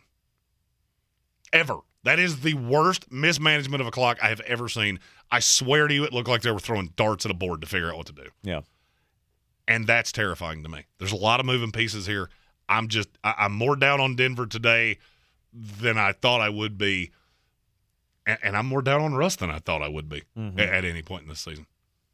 Number 20, the Cleveland Browns. Talk about what we saw from the Browns this week. Plus the rest of the power rankings coming up shortly here on ESPN Asheville. This is your time saver traffic on the new ESPN Asheville. Traffic is stop and go 40 westbound between the 26-240 split Malfunction Junction and the Smoky Park Highway. Smoky Park Highway southbound between Old Haywood Road and I-40. Expect delays. Near Inca Village, Sardis Road, moving from Sandhill Road to Pond Road, traffic is slow. Near Avery Creek, Boulevard Road north and southbound. Near Long Shoals Road is slow. Hendersonville Road southbound delays between Rockwell Drive and I-26. Sweeten Creek Road north and southbound approaching Mills Gap Road delays. I'm Lyndon Fuel with your time saver. This report is sponsored by Napa Auto Parts. When your ride fires on all cylinders, so do you. That's why Napa is on a mission to keep you in motion. With nearly 6,000 Napa Auto Parts stores and over 17,000 Napa Auto Care centers, the Napa network has everything you need to get up and go. You wash your hands and brush your teeth, but what about your nose? How do you clean your nose? With Navage. Navage pulls saline in one nostril, around the back of the nose, and out the other nostril, flushing out allergens, mucus, dirt, and germs, and it's why nose cleaning is the next evolution in daily personal hygiene. People try Navage for lots of reasons: sinusitis, allergies, snoring, things that make it hard to breathe through your nose. But over time, they also find that cleaning their nose makes them feel better, a lot better. Nearly 3 million Navage users have written more than 100,000 reviews, averaging 4.7 stars, saying things like, "Best product I've ever used," and "Amazing, I love my Navage." That's because Navage helps you breathe better, sleep deeper, and snore less. But the biggest payoff is improved health. Here's the key point. Navage is good personal hygiene, and it's going to help you stay healthier. At Walmart, Walgreens, CVS, Rite Aid, Bed Bath, Target, and online. Navage, Navage. Clean nose, healthy life. Wendy's new French toast sticks are so delicious, some are saying that they're better than their mom's breakfast. Excuse me. Did you just say Wendy's new French toast sticks are better than my breakfast? Mom, is that you? Answer the question. I said some people are saying that because they're so crispy on the outside and fluffy on the inside and perfect in every way. Uh-huh. And what do you think? I think it's time to tell people to choose wisely. Choose Wendy's new sweet and crispy home-style French toast sticks. That's still not an answer. At participating U.S. Wendy's during breakfast hours. Hi, I'm Chad Greenway. After retiring from the NFL, I've embraced my new role coaching my kids in their youth sports. Our Youth Basketball Association made the decision to use trusted coaches to train, screen, and educate all of our basketball coaches. Visit trustedcoaches.org to learn more. I'm a trusted coach. Are you? Real estate isn't about properties. It's about people. I'm Clarissa Marshall with eXp Realty, your native realtor serving all of Western North Carolina. I will work hard for you, and I believe in doing the right thing every time. I market each of my listings to reach out-of-town buyers. I use a professional photographer and drone video on every single listing, as well as collaborate with agents across the country to find your buyer. Check me out online at clarissasellswnc.com or give me a call at 828-774-6343. It would be my pleasure to assist you through the real estate process. Attention, it's time for the morning announcements. Make sure your parents are aware of the Ingles Tools for Schools program and ask them to link their Ingles Advantage card to our school. Remember, you have to do it each year. Now please stand and join me in the Pledge of Allegiance. I pledge allegiance to the flag of the United States of America and to the republic for which it stands, one nation, under God, indivisible, with liberty and justice for all. The Sportsocracy. Why are you smiling? Because I love football. Rolling down the Week 2 power rankings in the NFL Sportsocracy style here on ESPN Asheville at number 20. It's that team that came into Bank of America Stadium and stole a victory from the jaws of defeat. Well, from the jaws of the Carolina Panthers. And I feel like that's going to continue to be a problem. As long as you have Matt Rule leading this team, you can have all the players in the world that I absolutely love, and there's about 11 of them on this team. It would be unsettling to me if I was a Cleveland Brown fan that Nick Chubb was that effective, and you still absolutely should have lost to a team that could not run to save their lives with Baker Mayfield as a quarterback. I believe in the defense. Jacoby Brissett's going to put you in bad situations constantly. And the further along this gets, I'm telling you right now, you're going to call me a homer, and that's perfectly fine with me. I think I got 4 years of history here that prove I'm not. The Jets this week is not going to be a picnic. I just watched them against a Ravens team that I think is exponentially better with better deep threats. And if it wasn't for two big plays, that game would have been markedly closer. And they couldn't move the ball to save their lives. I don't think this Jet game in Cleveland, especially with their goofy Keebler elf at midfield. Oh, stop that. That is Brownie the elf is that is cool. the goofiest thing. Of course you like that. Of course you like that. You put a Keebler elf at midfield. It's the original mascot of the team. Like, do y'all not know this? Like, I've seen this all over social media. People are like, oh, this is the stupidest thing ever. It's the original logo of the team. Old doesn't make it cool. There are cool throwbacks. But it also doesn't make it ridiculous. So explain this to me. You're the Cleveland Browns with an orange helmet, and your mascot's an elf. Your marketing team was hammered when you came up with this. I mean, I'm talking me before the Sunday night game. What, when they came up with the idea of putting the old logo on the field? No, just none of the Browns branding makes any sense. You're the Browns, but you're orange. It never does. It never has. I mean, the one thing that I think we could all get behind is if you're going to pick a mascot with the Cleveland Browns, it's going to be the dog, right? Absolutely. It's the dog pound. You have become the dog pound. Start using the dog in your official branding, but they've never done it. They've never fully embraced the dog. They have like an alternate logo that they kind of trot out there to look kind of cute every now and then. But, I mean, I get it. I get why they're doing this. They want to set kind of a new stage. They want to throw back to the days when they were actually relevant. Well, I mean, they had an elf playing quarterback for 4 years, and they just wanted to hearken back to the Baker Mayfield days. I get that there are a lot of young people on social media that probably don't know that that's the original logo, but that is the heyday. Oh, I understand. I know where it came from. Okay. You're the Brownies, and you have a Keebler elf as your mascot. So, those swirl cookies are awesome. The swirl cookies. It's E.L. Fudges and nothing else. I don't even know what that is. I don't like chocolate. They're the I don't even know why I said that. They're the sandwich cookies. They're wonderful. Is it like an Oreo? That's the only sandwich cookie. Yeah, but it's a vanilla cookie with chocolate with fudge in the middle. They're delicious. I'm sure it's better than an Oreo. Most overrated cookie on the planet Earth. You're crazy. You're out of your mind. The Cleveland Browns come in at number 20 on this week's power rankings, and I don't feel like what they did to the Carolina Panthers is going to be any different from what they do to most other teams. I'm not saying they're going to get 217 yards rushing every week. You can't have zero threat down the field. I'm just telling you, there is a defense that I just saw fly around. They don't have zero threat down the field.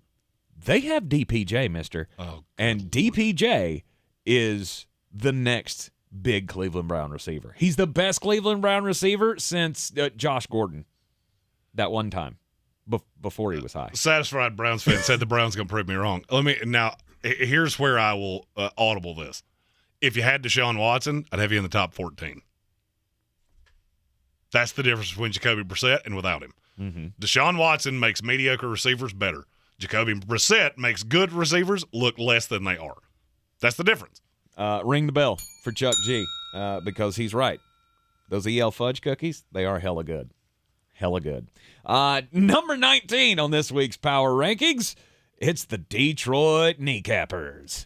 The Lions have I'm consumed. I am consumed with the Detroit Lions culture, the Dan Campbell thing, the offense.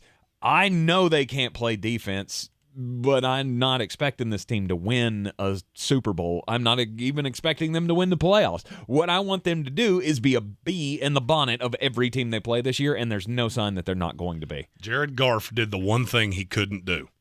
You cannot score for the other team. Right. That's it. You have to go out here and put up points because the defense is young and they're learning on the fly. I feel like a lot of people are going to see this and go, well, how do you have Detroit that high? Because virtually every team underneath them cannot score with them. That offense is terrifying. And really look at that schedule. You're going to tell me I'm out of my mind. The Detroit Lions are the biggest threat to the Minnesota Vikings as the 7th seed in the NFC. I agree. I know that sounds insane. Not from me. It's not. Not from me, because I think you'll be able to score enough points to win some games. That's where the true test of this team's going to come in. Like this is the LA Chargers of last year. I'm not saying that don't get me wrong. I'm not saying that the Lions are going to be on that Super Bowl scale anytime soon. But what I'm saying is last year's biggest qualm with the Los Angeles Chargers was we need to learn how to win games. We need to learn how to close out games. That's still part of their mantra this year. That's what the Detroit Lions are, to me. They're in the very same boat. I don't give out a lot of over-unders. I don't even know what the number is, and frankly, I don't care. Them and the Commanders this weekend in Detroit, over by a bunch. That could be the low-key banger of the weekend. That could be the game you walk away from and go, Washington-Detroit was oddly satisfying to watch. Right. Yep, it sure was. You got both quarterbacks could possibly throw for 4 touchdowns and 4 interceptions all at the same time. The Commies, speaking of, they come in at number 18. Do you put all of this on the performance that Carson Wentz had last week? You just put that on the Jacksonville Jaguars defense that they're that bad? Nope. Okay. I said this all offseason long. Carson Wentz gets a bad reputation. And if we did a blind taste test of quarterbacks in the NFL, you'd be shocked how many times Carson Wentz, when you don't see his face, statistically looks better than a good number of quarterbacks that people like better than him. Dak Prescott! Oh, that was weird. I apologize for coughing randomly right in the middle of me saying Dak Prescott, which is what I was after. Right. Cowboy fans at ESPN Draft Nerd. Yeah. I keep receipts. I'm a lot like my coach. I keep receipts. The question is, will they be able to continue this? Will they be able to keep up the pressure on the offensive side of the ball? And, will the defense ever develop into what we think they can be? It's always been the question. I saw enough from the defense to be encouraged. I'm not telling you it's going to be what we once thought it would be. Losing Fedarian Mathis, that's a blow. I liked him when they drafted him. A lot of people didn't think that made any sense. I got it. I am curious to see how this goes with the Lions. Probably no team more volatile in next week's power rankings than Washington. If somehow they go to Detroit and get just annihilated, we're going to have to revisit. But that offense is scary. I don't see much of a path of that happening. I don't think the Lions are annihilating anybody. Offensively, they can hurt you. And that secondary, I saw a lot of wide-open Christian Kirk. All right. Number 17, it's the Tennessee Titans. You do one good thing. You can run the football. And your quarterback's okay. Ryan Tannehill was not the problem. He was not the problem. I'm not saying he was the problem. I give him all the credit in the world for putting them in a position to be able to win that game. Especially with Derrick Henry averaging less than 4 yards a carry. Mm-hmm. The problem is, until you prove to teams that you can beat them over the top, you are going to see 6, 7, 8-man fronts regularly. Here's the thing. I do think Robert Woods and Treylon Burks are good enough to deal with that. Mm-hmm. Monday night, maybe take your wife to dinner. Maybe don't do it. Maybe don't do it to yourself because you're not going to like it. Because you stole one from this team last year. They're not happy about it, and this one's in Buffalo. But it leans up after that. I'm not as out on Tennessee as a lot of other people are. No. You were put in a bad situation. You lost your best pass rusher right before this game. That was a Giants team that you really didn't know what to expect. And I actually feel like you showed better. Mm-hmm. I was more impressed with the Giants than I was down on the Titans. You're in the Sportsocracy here on ESPN Asheville. Coming up back from the break, we will get weird. And the countdown will continue, or the count up, however you want to see it. We will do 9 through 16 coming up in the NFL Power Rankings for Week 2. This is your Exergen Temporal Scanner weather forecast on ESPN Asheville. Boy, how about this low humidity? Another very comfortable night tonight. A little taste of fall here. September cold front has moved on through and has pushed well to our east, and we're in the 40s with elevation tonight, around 50 in the valley. Sunshine Wednesday, high 70s, 7 degrees, and some low 80s with sunshine Thursday and Friday. We're going to stay in the 50s for nighttime low temps right through the weekend and early next week, and running a little below average. I'm meteorologist Scott Lauriamore. That's the latest Weather Channel forecast. This is your time saver traffic on the new ESPN Asheville. Heavy traffic volume, 40 westbound between the 26-240 split, Malfunction Junction, and Smoky Park Highway. Smoky Park Highway southbound is stop and go between Old Haywood Road and I-40. Hendersonville Road southbound, very busy between Rockwell Drive and I-26. Near Inca Village, Sardis Road, moving from Sandhill Road to Pond Road, delays. Sweeten Creek Road, moving incident-free. Checking the drive time from Bend Creek to Avery Creek via NC 191 southbound. Drive time 10 minutes. I'm Lyndon Field with your time saver traffic. This report is sponsored by Liberty Mutual Insurance, where you only pay for what you need. Liberty. Nobody should have to pay for one-size-fits-all insurance coverage. Liberty Mutual customizes your car and home insurance so you only pay for what you need. Liberty, liberty, liberty, liberty. You ever feel like when you're at work, everything you say sounds like this because you're completely unstimulated and you don't care? But then, when you're talking to your friends about things you're truly interested in and passionate about, you sound like you're alive and loving every moment of it. Then maybe you should try podcasting with Spreaker from iHeart. It's the easiest way to podcast and get paid for it. Just head over to Spreaker.com, Spreaker, and start your voyage. From ugh to woo!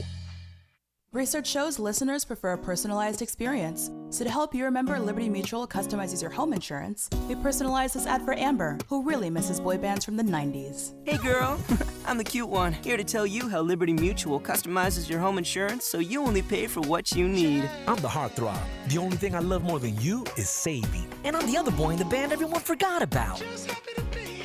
Only pay for what you need at libertymutual.com. Liberty, liberty, liberty, liberty. Since man created roads, they've been looking for ways to get off-road and vehicles to take them there. That's where Outlaw Off-Road comes in. A premier off-road center for Jeeps, trucks, and SUVs with a complete lineup of off-road and overland services, including maintenance and repair to make your vehicle all that it can be. Check out their location right here in Western North Carolina at 85 Avery Creek Road. Call them today at 828-974-8480 or visit them on the web at theoutlawoffroad.com. Are you ready to tackle your banking needs? Home Trust Bank's team of expert advisors and lenders want to be your teammate. We want to hear your story, learn your aspirations, and assist you with financial needs, and provide options that are tailored to you. With a wide range of personal, mortgage, and commercial services, you will discover all your banking needs under one roof with a local and personalized touch at Home Trust Bank. Score big with Home Trust Bank. Ready for what's next. Member FDIC, Equal Housing Lender. At Ingles, whether we're celebrating Friday night rivals, televising college basketball games, bringing the Fan Fest to semi-pro soccer, or taking you out to the ball game at your minor league park, it's all in the bag. Ingles, low prices, love the savings. On the weird scale, there's Vegas, there's Florida, and there's Asheville. Let's get weird, Asheville. It's the Sportsocracy here on ESPN Asheville. Time to get weird. And I feel like this is the first time. This is crazy to me. We do weird news every day. And we've never, as far as I can tell, as far as my memory serves me, we've never mentioned the name Miley Cyrus on the weird news. She came in like a wrecking ball. She is by far one of the weirdest celebrities out there. She can't stop. She won't stop. Are is that lyrics of hers? Nice. I knew I got the wrecking ball reference. And yeah. Anyway. If it was Taylor Swift, you'd be dancing to it. Oh, 100%. And that tells you all you need to know about Tay. I love Tay. Where's my shirt?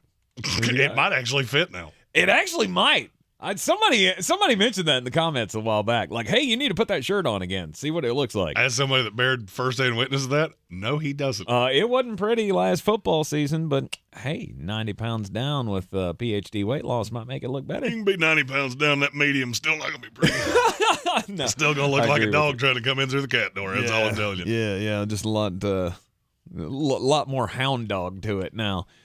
Lots of drooping going on. Anyway, Miley Cyrus is in the news, and it's not for anything that she did good, which I don't think she ever makes the news for anything good.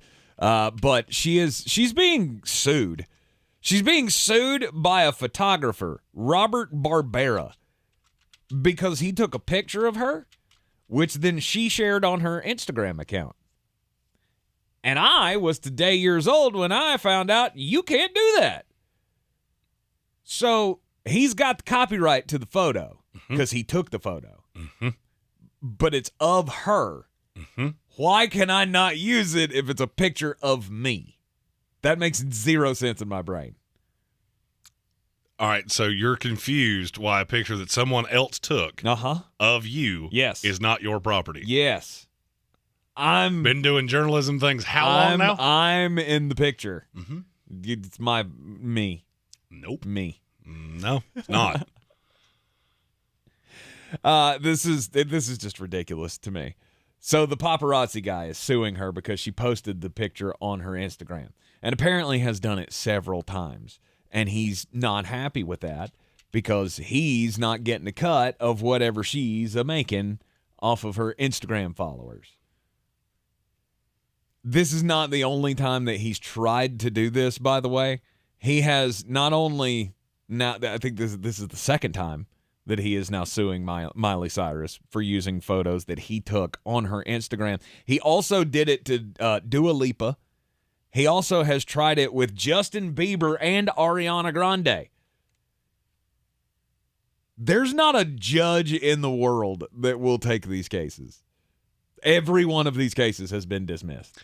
It's hard with social media because it's very hard to prove that you're actually profiting from it, because that's the kerfuffle. Now it would be different, like if she put out a calendar with all of his, photos of her and was because then there would be a tangible, actual. Exactly. This is what I made off of it. Exactly. Like I'm not talking about. I mean, I understand some of that. I did come from the journalism world, and I understand there is copyrights to photos and stuff, but I can't share it on my social media. That's his argument. He's trying to make the argument that she's making money off of Instagram, and so by sharing his picture, he should be getting some kind of a cut of that. I figure after the 4th time you've sued a celebrity, you should learn your lesson. Apparently, there was an undisclosed settlement in the case where he sued Justin Bieber, but part of me feels like that was Justin Bieber going, I'll give you some tickets to one of my shows, and I'm done. And that probably would be good enough. Maybe so, but he's apparently seeking thousands of dollars from Miley Cyrus, whereas every other celebrity he's tried this with, he has been rebuffed. Speaking of buff, University of Utah police are investigating reports that 2 female students wore body paint as tops to the Utes football game with Southern Utah on Saturday. Can't do that. Apparently, these two, they used body paint to make tank tops. So it looked like they were wearing a tank top. Until. But they weren't. Right. And apparently there was a U for Utah on their stomachs, which they thought would distract from the fact that they weren't wearing shirts. I mean, not even covering the no-no squares? I have not seen the no-no squares. The naughty bits. I have only seen the faces. Right.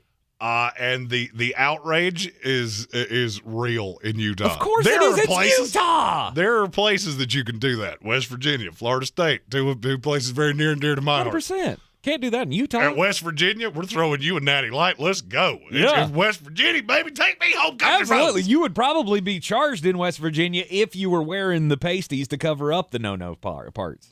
No, in West Virginia, it'd just be like, we're drinking beers. It's fine. The one thing, it's the one thing you can do. You can walk around topless anywhere. The one thing you cannot do, especially in certain areas, is show that one part of it. Correct. Everything else is fine. Side boob, top boob, bottom boob, you can show it all. Do not show that little dark area. Even if it's painted. So they believe these two are co-eds at Utah. The administration is threatening to kick them out of school for this. Doesn't surprise me one little bit. And again, maybe it's the West Virginia in me. I cannot see a path that this would have gotten this far in West Virginia. It would not. You are 100% correct on that. The power rankings in the NFL. Well, we've given you the bottom half of the league. Now it's time to get into the top half of the league, starting with the number 16 team in Week 2. It's the Pittsburgh Steelers. Good for them. Just mediocre as all get out. Congratulations. It's a culture thing. It is. It's a culture thing. They won a game against Cincinnati that they did everything in their power to not win. Mm-hmm. Najee Harris was not particularly effective. Good news, the line is not good. Good news, by the way. The foot apparently looks good to go. He's going to play this week. Najee's going to play this week, and it appears that T.J. Watt will be back in about 6 weeks. Really? Yes. Okay. They're going the non-surgical route. Apparently, it was not a complete tear. Is that officially official? Well, he put it out on Twitter earlier. Yeah, so okay. I'm going to take put his it out Twitter. himself. Okay, all right. Well, he put out a video of the Terminator. Just, okay, if you're going to Twitter, just Twitter what you mean instead of making us read through the tea leaves. All I know is what I heard earlier today was that Mike Tomlin came out and said that things looked positive, more positive than they were after the game last night or something like that. I'm like, okay, all right. You should have surgery, but we'll see how it goes. I'm also going to say we've been doing power rankings for 3 years on this show, and I don't have the numbers on this, but I think the Steelers have been 15, 16, 17, or 18 in virtually every one of these we have ever done. It feels like it. As I was putting the graphic together, I thought, why does it feel familiar putting Pittsburgh right here? And you know what that screams? Consistency. They are very consistent. Consistency. We may be a back end of the playoff team, but damn it, we're going to live in this world. We're never going to be much worse. We're never really going to be much better. I don't think you can hope for much better. I don't feel as bad about about Trubisky as a lot of other people seem to. Again, I think it's fine. I mean, are you going to jump up and down about it? No. But I think it's fine. He's okay. And what do you get with an okay quarterback? Okay results. Okay results. 9-8. Yeah. Tennessee Titans, looking square at you.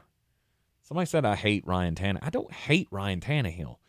He's just uninspiringly efficient. I don't get excited about him. I got excited about him when he had a weapon. Said the same thing about, somebody said, oh, he hates Derek Carr too. Don't really hate Derek Carr. He's just very uninspiring. Unless he's got killer weapons. Now he does. Now he's got Devontae Adams. Darren Waller's still there. Hunter Renfrow has developed into the best slot in the league, other than Cooper Kupp. So, yeah, I like Derek Carr much, much better. Mitch Trubisky is a bottom 10 quarterback in the league, and he's at the top of the list. He's at the top of that bottom 10, but run the football, play defense, you're going to smack people in the mouth. Congratulations. I very much believe in the culture.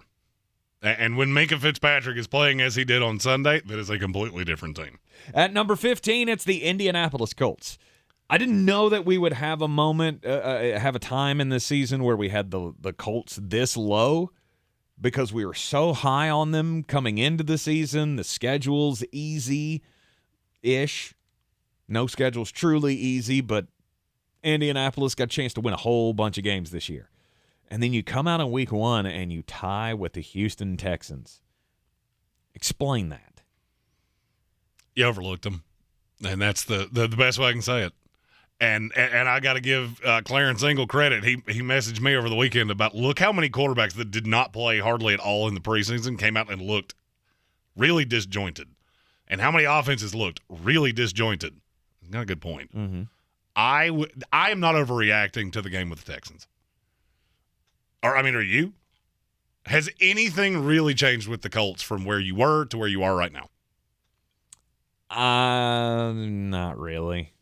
I'm in the same boat. Not really. I mean, I'm going to continue to be on the fence about the passing game just until I see your receivers actually step up. Alec Pierce, where you at, bro? 2 targets, no catches. Exactly. And I guess where I'm at, Michael Pittman proved to me that he is a no doubt true number 1 in this league. Matt Ryan threw him 350 yards in a game that it didn't ever look great. And Jonathan Taylor is as good as I thought he was. Mm-hmm. May it take a few weeks? Absolutely. I don't think this week in Jacksonville is going to look the same. I'm just going to throw that out there. The 14th best team in the NFL, according to the Sportsocracy Week 2 Power Rankings, is the Miami Dolphins. Look, I liked what I saw. I mean, it wasn't you weren't out there just boat racing New England, but I felt like there were moments. Where it looked like this offense is going to work. You still can't run the ball, but Tua looked efficient. And I think that's the best you can ask for. Week 1, you got Tyreek Hill doing things. You got Jalen Waddle scoring the big touchdown. Like, that's what I'm looking for. I'm looking for splash plays. Beating a team without a legitimate number 1 corner that cannot get after your quarterback and has nobody that can threaten you downfield, that's not going to impress me that much. Mm-hmm. Now, this week you have an opportunity to impress me because you go to the Baltimore Ravens. You don't have to win it. Mm-hmm. I don't expect you to win it. I don't expect you to win it. Make it look good. But this is a team that is built to beat you. They do everything that we went into this with a question mark. Can you deal with Mark Andrews? Mm-hmm. Can you deal with a running quarterback? Because one of your biggest weaknesses is your linebackers. Can you deal with how they just exotically throw blitzes at you? Got news for you. Jets couldn't. That was the difference in the game. The front 7 of the Baltimore Ravens was the difference in that game. Mm-hmm. And it very well may be this week. Now, I will say this. If Miami comes out and is, I'm not even going to say competitive, you look almost equal to Baltimore, which talent-wise, you should. Mm-hmm. This should not be a blowout.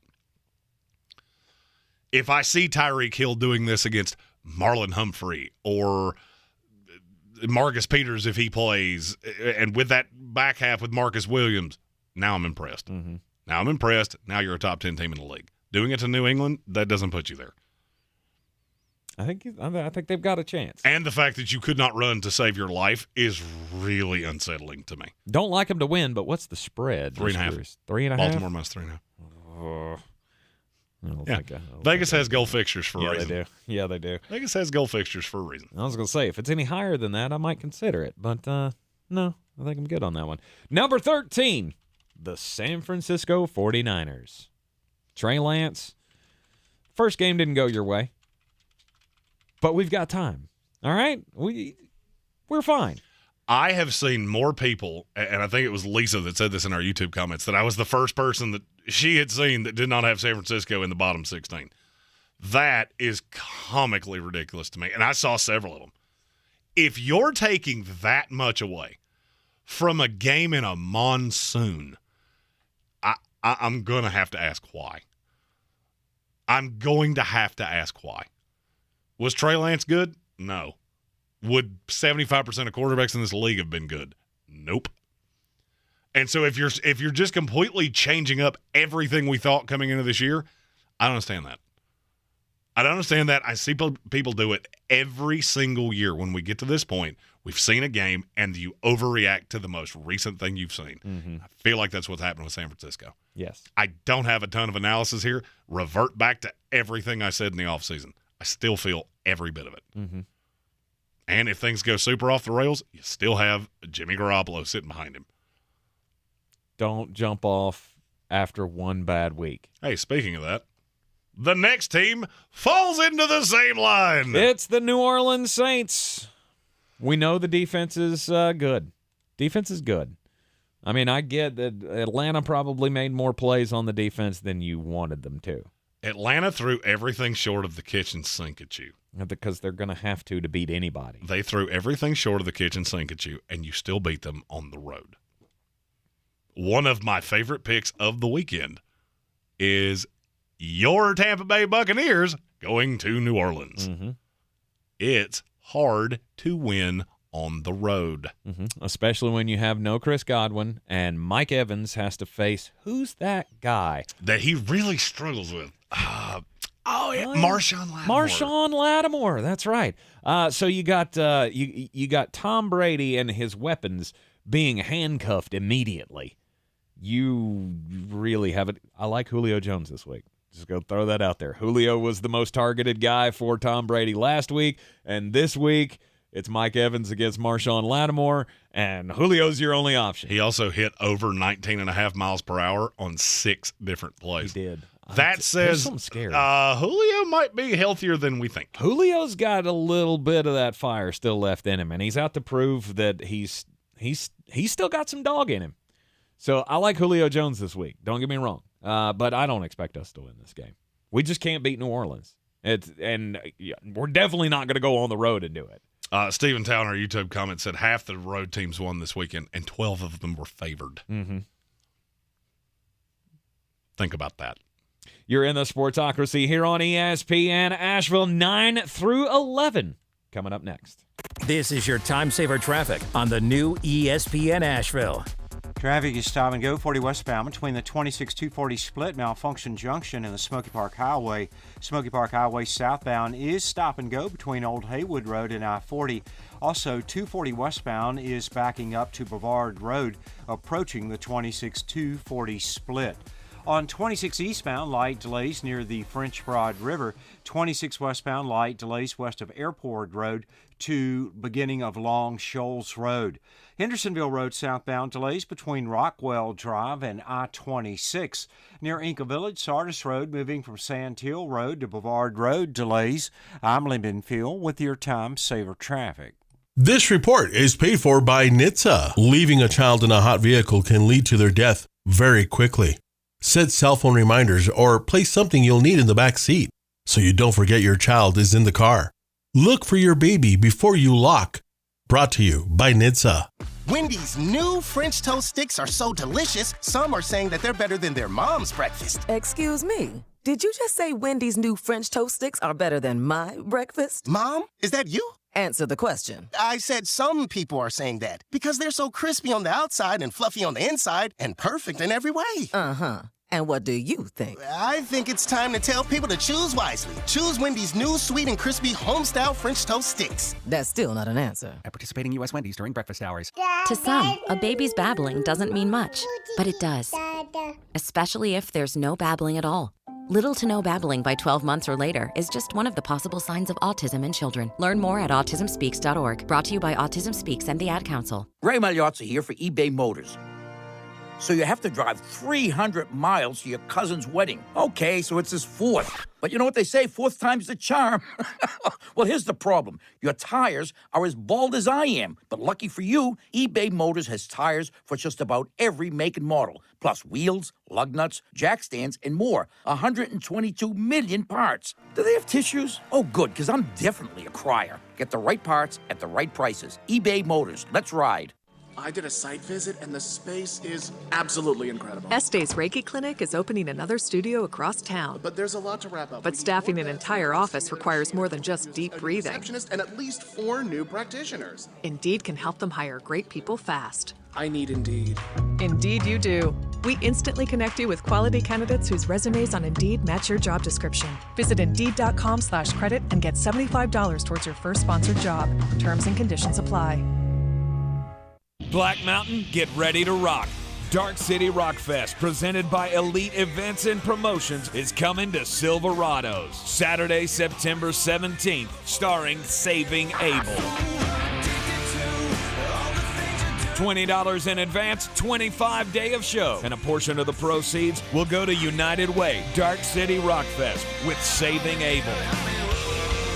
Saturday, September 17th at SilveradosWNC.com. Everyone's heard about the housing market and this being the best time to sell a house in years. But the same thing applies to cars. Whether you're looking to buy a car, trade in, or sell that car in the driveway collecting dust, Fred Anderson Nissan of Asheville wants to buy your car. They have 2 on-site managers that work with Kelly Blue Book to give you top dollar for your vehicle. You can even have your car appraised instantly at AndersonNissan.com. Stop in and visit them today at 629 Brevard Road in Asheville or call them at 828-365-1663.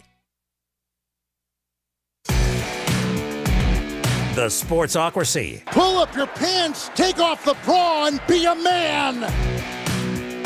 It's ESPN Asheville and the Week 2 Power Rankings being unveiled right here on ESPN Asheville. We last left off with the Saints at number 12. At number 11, it's the Minnesota Vikings and Kirk Cousins. The team's very good offensively. I think we're jumping a little overboard on how things went Sunday. It was disjointed from the Packers' end. Mm-hmm. If you're telling me you had Minnesota winning this division before this game, I'm going to need to pull receipts.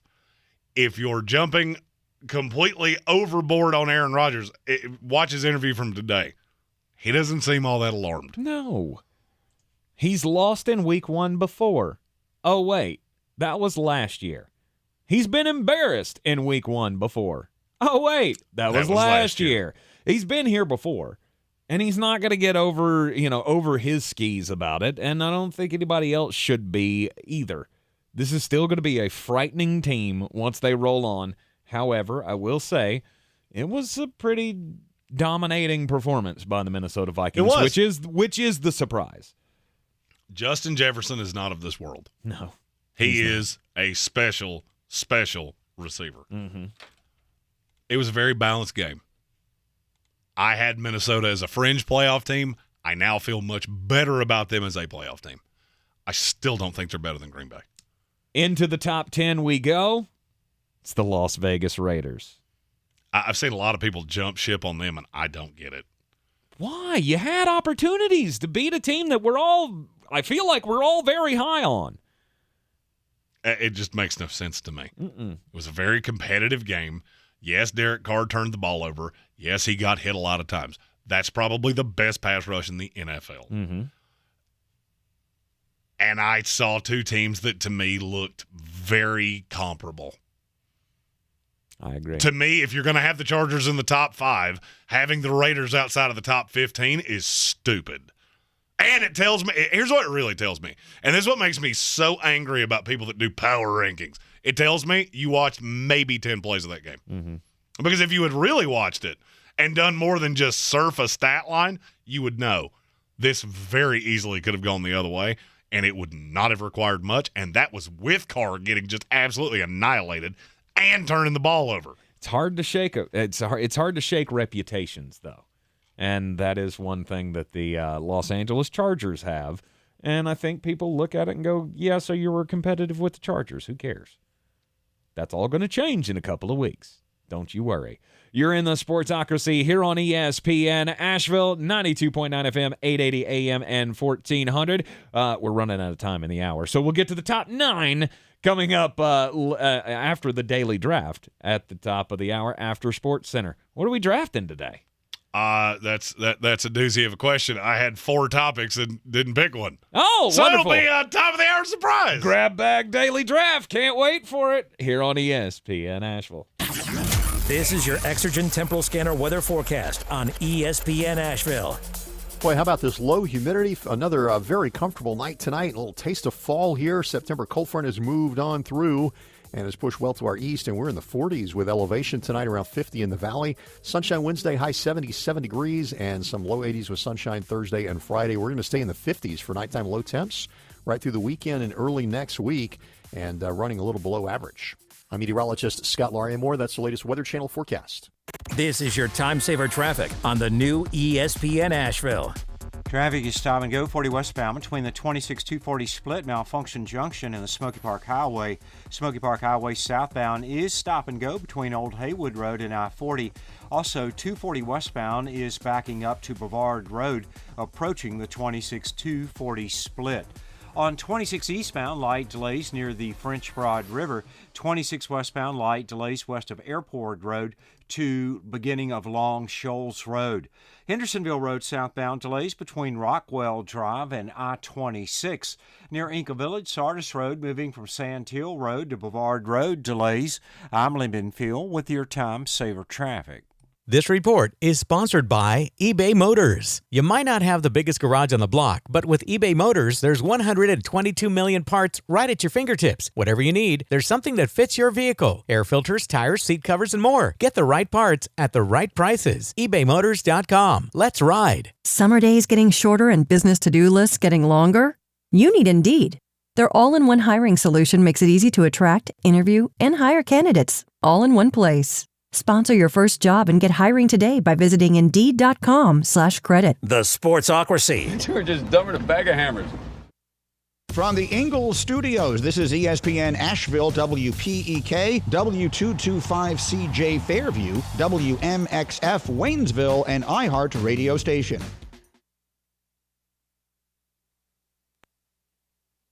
This is SportsCenter.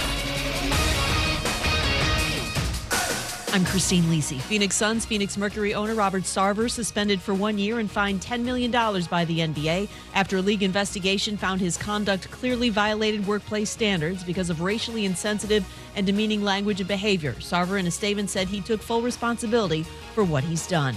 Cowboys owner Jerry Jones told 105.3 The Fan they won't put quarterback Dak Prescott on injured reserve after thumb surgery, believes he's got a chance to return within 4 games. Added the initial 6 to 8 week timetable changed after the surgery. Jones is sending a message to his Cowboys, says ESPN's Jeff Saturday. We can get better in areas that we know we need to improve on even with Dak healthy while he's injured, and then when he comes back, we hit the ground running. That's what Jerry's selling to the locker room, and I like where his head is. If it's possible without putting Dak in significant risk, I would do the same. Jeff Saturday on Greene. Steelers linebacker TJ Watt will not miss the rest of this season. He doesn't need surgery on his torn pectoral muscle, is now expected to miss about 6 weeks, reports ESPN's Adam Schefter. How would you love a chance to save some money on car insurance? Geico can help. Switch today and see all the ways you could save with great rates and discounts. It's easy. Simply go to geico.com to get a rate quote and get started seeing how much you could save. He's a degenerate gambler. You are a smelly pirate hooker. And he's cheaper than oxygen. He's useless. But somehow, they make it work. Jeremy Greene, Tank Spencer, There's no holding back in the Sportsocracy, presented by Ingles Supermarkets and Fred Anderson Nissan of Asheville. It's ESPN Asheville, 92.9 FM, 880 AM, and 1400. We are the Sportsocracy here in the Ingles Studio. Low prices, love the savings. Ingles Supermarkets, main sponsor of the program here. We want to give a shout-out to our good friends over at Fred Anderson Nissan of Asheville as well. You can find them at andersonnissan.com. And they're giving you $250 extra on your trade just for mentioning that you heard about them from us. They're our friends. You're our friends. And we want to introduce the two of you. 629 Brevard Road, Fred Anderson Nissan of Asheville. Tell them the guys at the Sportsocracy sent you. Can highly recommend my certified pre-owned car from Fred Anderson Nissan of Asheville is, it's one of the best things that's happened to me in a long, long time. So, give our friends a call over there at Fred Anderson Nissan of Asheville. It is the top of the third hour of the program, last hour of the show here for the day. And programming note, we will not be on with you tomorrow on the radio side. However, we are hearkening back to something that, a lot of you found us because of this. First mock draft of the year after football actually started. Gives us a reason to talk about college football because, frankly, this week's slate is horrid. There are not 5 watchable college football games all weekend long. So, Mock Draft Wednesday, we will be on at 3 o'clock on YouTube only. There will be Braves baseball on ESPN Asheville. So, we'll be with you for about an hour tomorrow afternoon, just doing some mock drafty things. Just wanted to have some content for you out there. And let's face it, we got nothing better to do at 3 o'clock on the Wednesday afternoon. There were some guys that were not in the first mock draft that I have now realized I have done it wrong. A couple guys were in it that didn't need to be in it. So we'll have a full one of those for you tomorrow. Excellent. Daily Draft, though, kicks off the third hour of the program here in the Ingles Studio. And today in the Daily Draft, I'm calling this For Better or Worse. This is our reactions after week 1, drafting teams in the NFL that we think prove to us they're either better or they're worse than we thought they were. And with it, this is power rankings day everywhere. We're not the only ones, obviously, doing power rankings. There have been some really stupid takes, for me, of what people have seen. I said it about the San Francisco 49ers earlier. If you're that down on them, I'm going to need you to explain to me why. But there are a few that I feel like we have seen what we've seen, and it has swayed me one way or the other. Okay. All right. So coming up, who's taking first pick here? That is you. All right. I've had it 3 days in a row. So, well, I guess eventually you got to be fair and give me the first pick at some point. All right. First pick. I'm going to go super. I mean, this is super off the beaten path, folks. It's the Buffalo Bills. The Buffalo Bills are better than I thought they were. Now, I already had them in the top 5. Did not have them projected to win the Super Bowl, but now I'm starting to rethink things. My eventual Super Bowl champion, I think it's going to be a hell of an AFC championship game between the Baltimore Ravens and the Buffalo Bills. We'll see where everybody stands at that point in the season. But for right now, the Buffalo Bills are terrifying. Because I'm a big believer in the LA Rams. I know it didn't look good. I know they got problems on the offensive line. But the Buffalo Bills being able to send the hellhounds at you on every play is terrifying. And now imagine what that defense is going to look like when they get Tre'Davious White back from injury. And that offense is scary. Gabriel Davis is everything Jeremy's been pumping him up to be over the last 18 months. He a dog. Yeah. Yes, he is. Still want to see some kind of a spark in the running game, but we got time for that. As long as Josh Allen's out there doing stuff, I feel like this team's in great shape. And I'd be remiss if I didn't say, nobody circles the wagons like the Buffalo Bills. So the Bills are better than I thought they were going to be. Well, that makes me really angry because I was planning on doing the exact same thing, and I had them winning the Super Bowl. Yep. So, got to go down the list just a little bit. For me, there were 2 big sweeping takeaways. One team that is drastically better than I thought they were, and another team that is drastically worse than I thought they were. The Denver Broncos are drastically worse than I thought they were. Now, can it be corrected? Sure. Mm-hmm. I think it's going to look less clunky a month from now. The problem is that you go through an absolute murderer's row.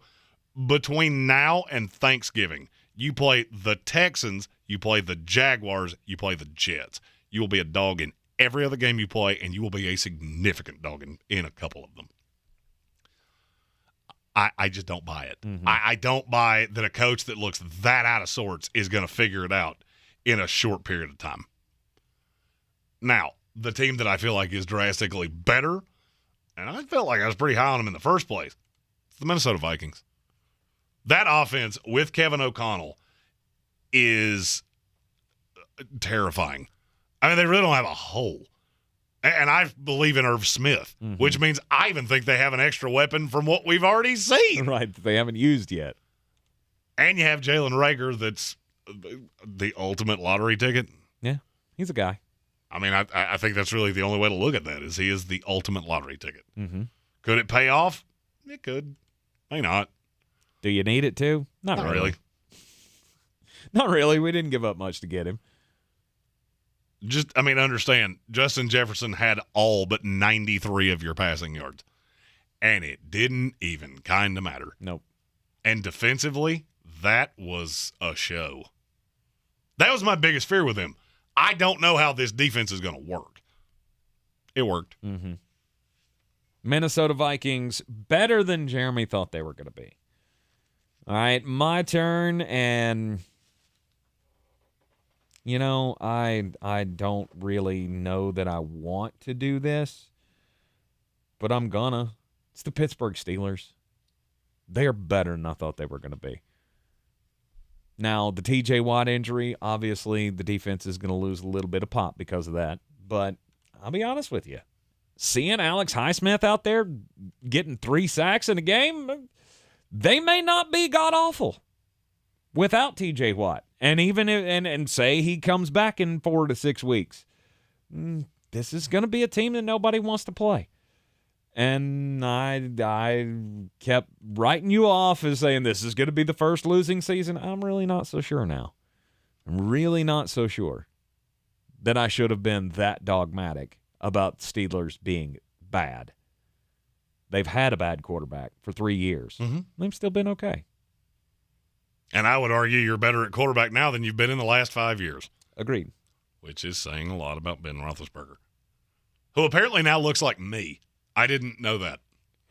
He now has a very disheveled facial hair look. He does, but he also kind of looks like a Muppet, and that scares me. Like the big monster one, the big hairy one. You never watched the Muppets, so you don't know what I'm talking about. Mm-mm. The rest of you, you know exactly what I'm talking about. Tell me he doesn't look like that. All right, Steelers are better than I thought they were going to be. I'm going to steal one. It's your Jets. Your Jets are better than I thought they were going to be. Defensively, they are very good. Defensively, they are better than I thought they were going to be. I still want to see what the offense looks like when Zach Wilson comes out. I still want to see this offensive line have some kind of purpose. I don't feel like the line was very bad. But Max Mitchell, the rookie, did hold up, which was my biggest fear. They are low-key my favorite dog of this week because I don't think Cleveland does what is going to beat them. And people asked, well, what's Sauce Gardner going to look like? He'll have 2 catches for 19 yards, and he was on Mark Andrews for the vast majority of the game. Right. If you can get any better quarterback play than Joe Falco, which I feel like you could probably search the waiver wire and find somebody that could play better than him, hell, throw Mike White out there. I don't care. Mike White, let's go! Yeah. Chris Streveler, mulleted man, I'm in. I don't care. Throw anybody out there other than Joe Christian Falco. Hackenberg, Bobby Brister, Jeff Blake, I don't care. Anybody but Joe Flacco, don't put me through that again. I think this is a better take. Look, when I did my final predictions for the season last Thursday, I went through the entire schedule, and I did the Jets, and their outcome was 2 wins. I was too low.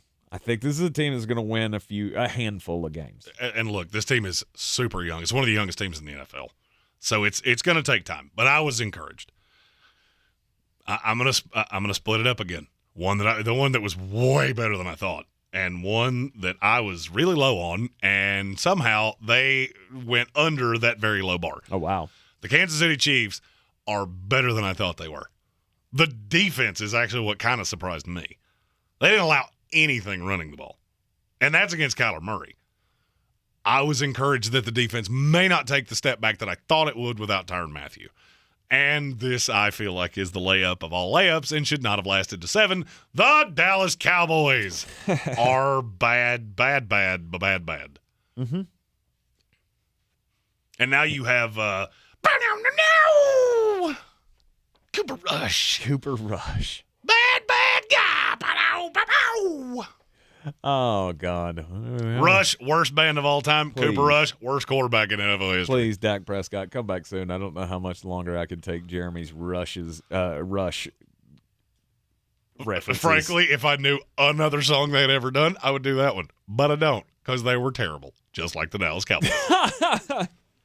All right, you got Dallas Cowboys, worse than you thought they were going to be. I'm going to do another better. I'm going to do another better than I thought they were. Now, this is still not good, but they are better than I thought they were going to be. It was the team we saw win last night on Monday Night Football. It's the Seattle Seahawks. The Seattle Sea Chickens. Look, are you going to be able to do that to a bunch of teams? No. Will you be able to do it to enough teams to get a few wins? Sure. They're going to be a headache when you have to go to Seattle. Yes, I could see that working, that dink and dunk. Hell, there was a point last night that Geno Smith was like 16 of 16 to open up the game. If he can keep it between the navigational beacons, don't do nothing too crazy, maybe they got a chance to win a couple of games. And Seahawk fans, I'm going to look directly in the camera for this one. He went to my school. He played for my Jets. He can't do that. Trust me. I've given him every opportunity. Okay. All right, you got one more. I think he could dink and dunk you to death. You've got one more, and if it's not a certain team, I'm going to quickly make them my 5th selection. So are you saying you're going to force me to choose my own team? I mean, you can do that. That wasn't the team you were thinking of? Nope. Well, it's the team I was thinking of. My Tampa Bay Buccaneers. That offensive, and it's just one part of it. It's the offensive line. The offensive line is worse than I thought they were going to be. Now, I didn't think they were going to be great, but I thought there was some chance you're going to step up and you're going to, Tom's giving them the old, everybody's talking crap about you. You need to come up and play big. They did not do that. It didn't surprise me. And I feel a little worse about our team. Tampa Bay is exactly where I thought they would be. They are in the exact same spot in my power rankings this week that they were in the last one when we did it in the offseason. Mm-hmm. Predictable. The one I'm dumbfounded that you hadn't said yet is the team that you were higher on than I was. The Detroit Lions. Yeah, nothing's changed for me with them. They are so much better than I thought. Really? I thought they would be spunky and annoying and they would be able to put up points. Mm-hmm. But in the end, a team that I believe in as much as I believe in Philadelphia would just squish them about halfway through the third quarter. That's not how that went.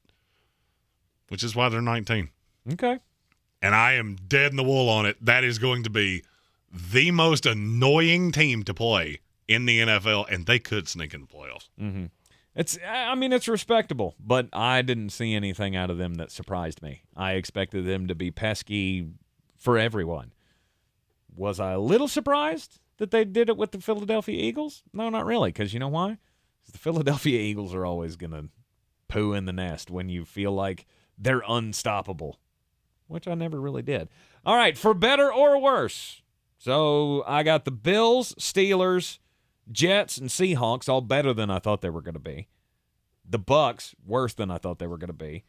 Jeremy's got the Broncos and the Cowboys as worse than he thought they would be, and the Vikings, Chiefs, and Lions as better. Not bad. Not bad. You are in the Sportsocracy here on ESPN Asheville, 92.9 FM, 880 AM, and 1400. When we come back, we'll continue with this week's Power Rankings. This is your time saver traffic on the new ESPN Asheville. Traffic is stop and go 240 eastbound at exit 4A due to an accident. The left lane blocked. Backups begin near Amboy Road. 240 westbound is slow between Charlotte Street and Montford Avenue. 240 westbound again slows near Amboy Road. I-40 westbound delays between the 26-240 split and Smoky Park Highway. 26 eastbound is crawling, approaching Brevard Road and continuing to the French Broad River due to an accident. Sweeten Creek Road, north and southbound, approaching Mills Gap Road, slow. Hendersonville Road, southbound, slow between the Blue Ridge Parkway and Overlook Road. Near Inkle Village, Sardis Road is stop and go between Sand Hill Road and Bavard Road. I'm Lyndon Field with your Time Saver Traffic. This report is sponsored by Pfizer and BioNTech. It's summertime. Just like reapplying sunscreen helps continue protection against the sun, a booster shot can help enhance protection against COVID-19 after a primary series vaccination, which wanes over time. Schedule an appointment when eligible. Sponsored by Pfizer and BioNTech. Better sleep gives you the energy you need to spend more time doing the things you love. Your sleep equipment helps you manage your sleep disorder and live a more active life, but it only works if you use it. Sleep equipment manufacturers recommend daily cleaning, and SoClean is a helpful complement to your daily routine. Join over 2 million SoClean customers enjoying peace of mind. Try SoClean risk-free for 30 days. Find out more at SoClean.com. Always follow the manufacturer's instruction. Prepayment required for risk-free trial. For contraindications and details, visit SoClean.com. I did a site visit, and the space is absolutely incredible. Este's Reiki Clinic is opening another studio across town. But there's a lot to wrap up. But staffing an entire office requires more than just deep breathing. Receptionist and at least 4 new practitioners. Indeed can help them hire great people fast. I need Indeed. Indeed you do. We instantly connect you with quality candidates whose resumes on Indeed match your job description. Visit Indeed.com/credit and get $75 towards your first sponsored job. Terms and conditions apply. Don't miss Golf Shop Radio this Saturday from 8 to 10. Presented by PlayGolfMyrtleBeach.com, the golf capital of the world. Mark Greenhouse and Matt Blanchard go from tee to green and everything in between. Welcome to the Golf Shop. When I finally drove the old car into the grave, I knew there was only one place I was going to go. Fred Anderson Nissan of Asheville, home of the family plan. And yes, they treat you like family. I went in, told them what I was looking for, told them my budget, and in no time, I was signing the paperwork on my certified pre-owned vehicle. They have the area's largest selection on quality pre-owned vehicles and certified Nissans. They go through a 167-point inspection, so you know it's not going to let you down. They gave me the Carfax report, so I know the history of my vehicle. And the Fred Anderson family plan gives me things like oil changes and car washes and loaner cars if I have to have major work done on the car in the future. For me, buying a car has always been an intimidating thought. But the folks at Fred Anderson Nissan of Asheville made it super easy. Don't be like me. Don't wait till the last minute to get a deal done. Go to AndersonNissan.com or stop by the showroom at 629 Brevard Road. And don't forget to mention we sent you from the Sportsocracy and get a $250 bonus on your trade-in at Fred Anderson Nissan of Asheville. Are you ready to tackle your banking needs? Home Trust Bank's team of expert advisors and lenders want to be your teammate. We want to hear your story, learn your aspirations, and assist you with financial needs, and provide options that are tailored to you. With a wide range of personal, mortgage, and commercial services, you will discover all your banking needs under one roof with a local and personalized touch at Home Trust Bank. Score big with Home Trust Bank. Ready for what's next. Member FDIC, Equal Housing Lender.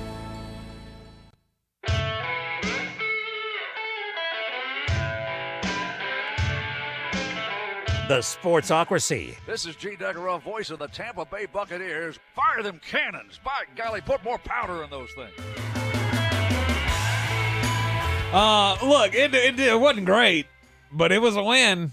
And that's all that really matters in the end, right? That's what we tell ourselves when we see our team perform and they don't perform to the standard that we expected. We tell ourselves, did you win? Then that's all that matters. Pick it back up, move on to next week. So the Tampa Bay Buccaneers, as we continue with the Week 2 power rankings in the NFL, The Tampa Bay Buccaneers are the number 9 team in the NFL. And, I don't hate it. I mean, I felt like you were low on them to begin the season, but... And then you came around to my way of thinking. I mean, I'm not really there. I still think you're way off on this team, defensively speaking. This is a good defense. They've been a good defense for 2 years. Still are lacking in the pressure area. You still can't get to a quarterback, which is very concerning, seeing as how you just went up against the Dallas Cowboys, who don't have an offensive line. No, and now 3 weeks in a row, you have to go to the Saints, the Packers, and the Chiefs. Good luck with that. Well, I mean, it's not great. It's not great. Honestly, I'm feeling like we come out of this 2-2. That's a win. You should be very happy. That's a win. If we can pull a win against one of these 3 teams, please, dear God, let it be the Saints on the road. I'm just sick and tired of losing to the Saints. But I don't care. Any one of these games, pick one up, 2-2, then everything should be fine. I think the offense is still good if they can ever block, although Tom Brady, I mean, you saw part of the game plan unfold on that Sunday night game. Tom Brady gets rid of the ball faster than anybody else in the NFL. Mm-hmm. And he just, zip, gone. It's in his hands and out in nanoseconds. And that's what you're going to have to do with an offensive line like this. Problem is he in danger? Is he little Ralph Wiggum sitting on the burning bus? Yes. I'm in danger. Yes, he is, and he knows it. That's why he's trying everything he can to spur these guys. Like, everybody believes you're crap. You need to play up. You need to step up. And I don't know that they can do it. Losing Chris Godwin was a big deal. It is, but like I said, you get through the next 4 or 5 weeks without him. If you can have a respectable record, you got a hell of a chance to make a run at the end of the season. I feel like that's where we're at. But this defense is still good. It's fine. It's Todd fine. Bowles. It's fine. Yeah. Just I want you to maintain that same gusto that you have about Todd Bowles. I'm going to remind you of that in about December, where just the sound of his name makes you angry. God, my Jet fan friends, trust me, will tell you. There are at least a handful in the comments. I really hope it doesn't get to that point, but if we continue to see the offense run like it did on Sunday night with Leonard Fournette ground and pound, you're going to. I'm going to be there. You're going to. Oh, please, dear God, somebody talk some sense into that, man. Turn this over to Byron Leftwich and Tom Brady. Let them handle that. Stay out of the offense, Todd. Number 8, it's the Green Bay Packers. Now, we get it was a disappointment, okay? Week one was ugly. It was a terrible disappointment. Yeah, guess what? I've read this book. Mm-hmm. I've read this book. I've seen it. And I feel like people are really down on this receiving core. I don't care. And no, it has very little to do with Alan Lazard. Will that help? Yes, it will. You know what else will? Snaps. Legitimate, actual NFL snaps. That's what's going to fix this. I mean, I've seen Green Bay as low as 15 in people's power rankings, That's which crazy. To me is absolutely stupid. Yeah, you can't have them anywhere outside of the top 10. Any lower than 8, I think you're drunk. I will be shocked if this team's not 5-1. Probably 6-1, to be honest with you. Mm-hmm. Bears at the Bucks, Patriots, Giants, Jets, all 3 of those at home. That's a lot of opportunities to really get right. Mm-hmm. Trust me, I've seen all of it. I've seen all of the. Well, they got to come to Tampa. We're not playing that game in Lambeau. I know. Oh, I thought the that's what other you just 3 said. are in Lambeau. Oh, okay.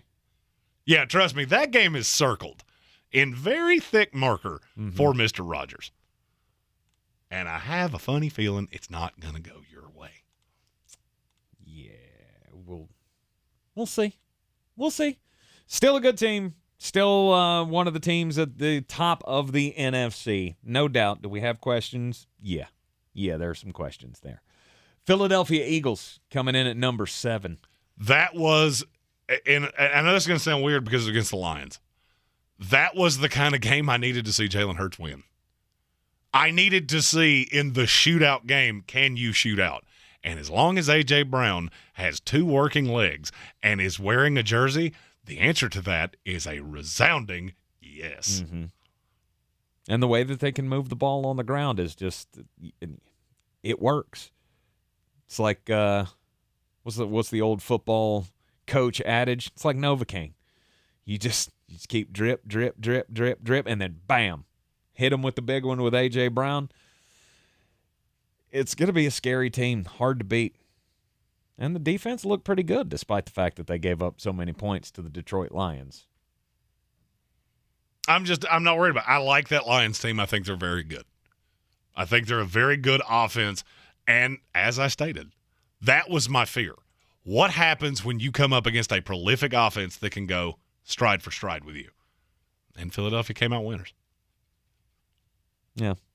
Saf 1 Ben Malik says that he doesn't think that Green Bay would beat the majority of the teams in the top 10. Right. They're also 8. I think you're too high. They're also 8, so I don't think they would beat the majority of the teams in the top 10. I'm watching people gnash teeth and things like this with the Green Bay Packers. How many times do they have to do this? Right. They got annihilated in week 1 last year, and that was at home. Mm-hmm. Against a Saints team that offensively was not particularly good at that time. No, it wasn't at home. That was the Jacksonville game. They played in Jacksonville, didn't they? That was the game that got moved because of the hurricane.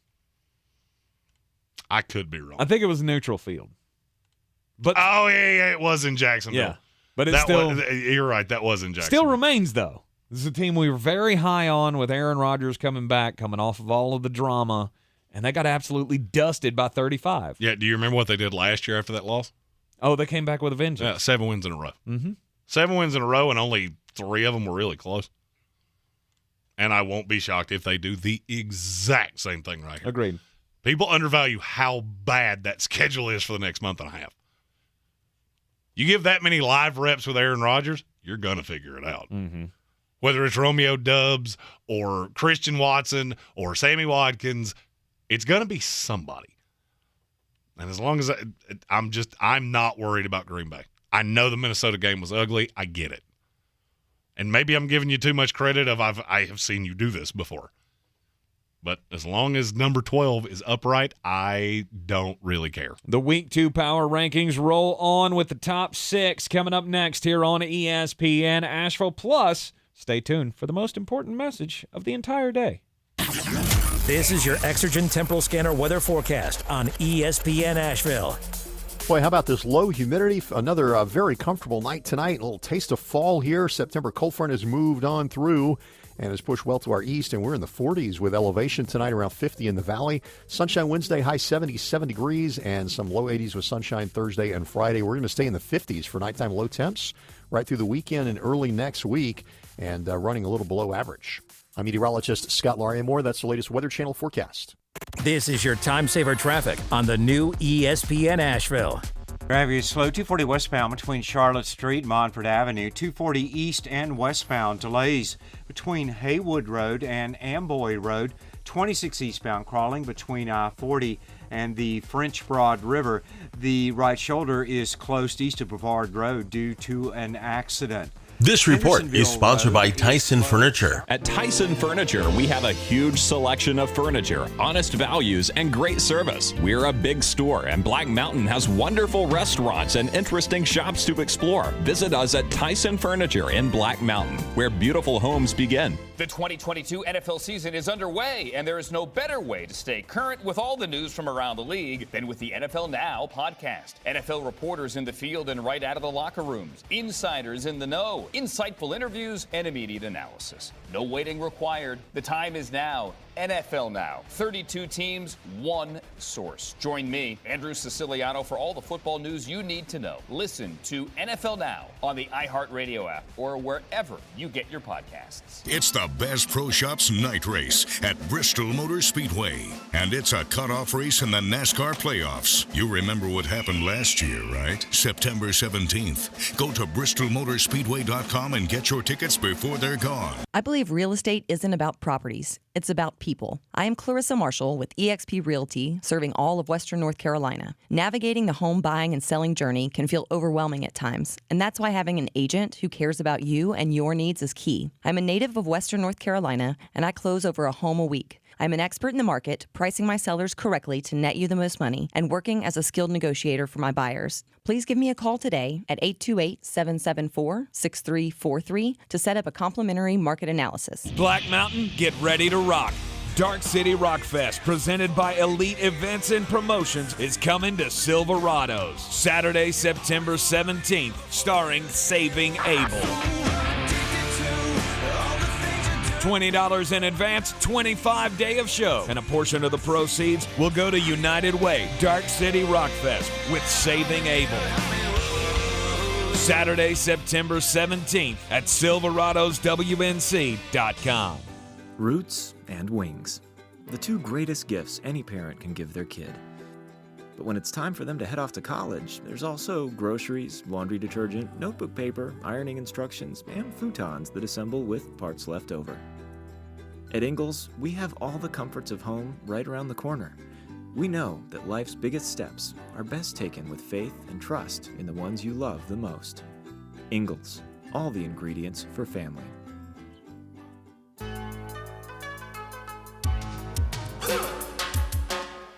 Back here in the Ingles studio on ESPN Asheville, it's the Sportsocracy, and time for the most important message of the day. Don't do crimes! There you go. Don't do crimes. And this guy did crimes. Now, he's apparently, this guy, his name is Scott Honeycutt, and he is from? Florida. That's right. This comes to us from Charlotte County, down in Florida, and this guy apparently likes to do drugs. But he's also got a job where he has to take a little test every now and then. And so what do you do when you love drugs, but you also love money and working, and you have to take those tests? As you do, you're going to try to figure out, how can I cheat the drug test? Don't do that. Well, especially don't go about it in this manner. Because as it turns out, just the other day, the sheriff's office in Charlotte County was called to a home where a teenager was undergoing some sort of a narcotic overdose. They were not sure what was happening. Apparently, as it all boils down, this guy wanted to figure out just how much drugs he could do to still pass a drug test. So you can't do that on yourself, because if I take too much, I'm not going to pass the drug test. So I got to have a guinea pig. So why not choose a minor? It's a great idea, right? Horrible idea. No, it's a horrible idea. Absolutely horrible idea. When the cops got to the house, they were greeted at the door by Mr. Honeycutt and the unnamed teenager, who was a little unresponsive at the time. They did the investigation. They found a cut-up straw and a white powdery substance in the victim's room, and it tested positive for fentanyl. Now, the kid did recover and apparently is fine, and investigators, as they continued to figure out what had just happened, they uncovered the whole plan, that apparently this guy had been testing out how much he could do and still pass a drug test while using the teenager. Oh, also, while the paramedics were there responding to the teenager, there was a bag on the counter where the drugs came from. He tried to hide it while the cops were in the house. Oh, I feel like you got to have stones as big as Mike McDaniel for that. I thought you were going to say he asked for his drugs back. Like, can I have that? No. Because that would be aggressive. They said, hey, wait a minute. There was a bag on this counter when we got here. Where'd it go? Oh, I just put it in my car. So they went out to the car, and they found the bag. Now, they didn't find any drugs in the bag because the drugs were in the kid's room. But they did find an empty, or not an empty bottle, a bottle with a clean urine sample in it. So clearly giving way to the whole, hey, I'm testing out how much drugs I can do. The answer is 0. You can do 0 drugs, especially any that have fentanyl in them, and still pass a drug test. Don't do fentanyl. Scott Quinn Burkett, that is the subject of my story. He is a 25-year-old man from Beverly Hills, California. He apparently is a creep to the next level. He was a online dater, and he met a young woman who flew out to Los Angeles in 2020 to see him. Well, after she got close to him, she realized that he was, quote, an aggressive person, and she tried multiple times to break it off. Well, apparently Mr. Burkett did not take this well and started contacting the victim routinely, to the point that a friend of the victim contacted Mr. Burkett's father. And the father responded with, consider this matter closed. So it sounds like everything's good. Mm-hmm. Well, he has now been sentenced to 60 months in federal prison because he went on the darknet and hired a hitman to kill this woman. Whoa. That took a turn. Okay, like you were creepy before, and now you're next level creepy. Okay, don't be creepy. Don't be a horrible human. And don't do crimes. Don't do crimes. Because the darknet individual that you tried to hire to kill this woman was an undercover FBI officer. Of course it. And so he sent a $10,000 Bitcoin payment. That was received. The FBI agent sent a picture of the victim. He then sent another $1,000 looking for proof of the murder, at which time he was arrested. Maybe I'm saying this as a happily taken individual, because HWA is just the coolest woman that I've ever met. Mm-hmm. Why are dudes so creepy? Like, you meet a girl online, it takes 3 days for her to go, nope, no, sir, I don't like this. I don't like this, not one bit. Some people don't handle rejection well. This strikes me as the kind of guy that sent 40 texts that said, you up, ? Now, I believe those texts are looking for something different. I believe that's what he was after. Not necessarily a steady relationship. I don't know. This seems to me like way more than just a casual experience. Well, she went out for a week. So she's not from Los Angeles. She flew out there. Right. Flew back, and after a week out there, she went, nope. That's not going to happen. Right. All right, the top 6 of the NFL. Week 2 power rankings here in the Sportsocracy. Check us out at thesportsocracy.com. Join us on YouTube. Subscribe to the channel so you can join us in the chat at number 6. It is the Cincinnati Bengals. Joe Burr. 5 turnovers is Do too I much. like that he turned the ball over that much? No, I don't. Am I alarmed at Zach Taylor and his inability, his lack of situational awareness? Yes, I am. Now, I will say that your next 2 games are against the Cowboys and the Jets, so you're probably going to have a real nice chance to get healthy. Mm-hmm. That offense is still terrifying. And as soon as T.J. Watt was no longer on the field, all of a sudden that looked like a completely different team. The line's going to have to figure it out because there are a lot of moving pieces here, a lot of players that were not on this line last year. I still don't believe in Jonah Williams. Mm-hmm. I do believe in the defense. I think the defense is very good. And at the end of the day, you almost won a game where you turned it over a bajillion times. I know it was at home. You should never lose at home, especially in the division. I'm just not that worried about it. It was a bad game. I look at Cincinnati much like I look at Green Bay. Mm-hmm. I'm going to give you a mulligan on that one. And let me ask you, how many of those picks that Joe Burrow threw do you honestly feel like were misreads on his part, or he did the wrong thing, or the receiver ran the wrong route? To me, at least 2 of them appeared to be just excellent plays by Pittsburgh. The Minkah Fitzpatrick, that one was bad. That was a bad read. That was an underthrown ball. That's either got to come out of a cannon, or you've got to not make that throw. Right. And you lost your long snapper. One Nation Underground pointed that out in the YouTube comments. If you had your long snapper, you probably still win that game with 5 turnovers. That's the sign of a good team. Good teams win games they're not supposed to. If it wasn't for one random injury to a player that might be the most unreplaceable on the roster, you probably still win. Yep. All right, another 0-1 team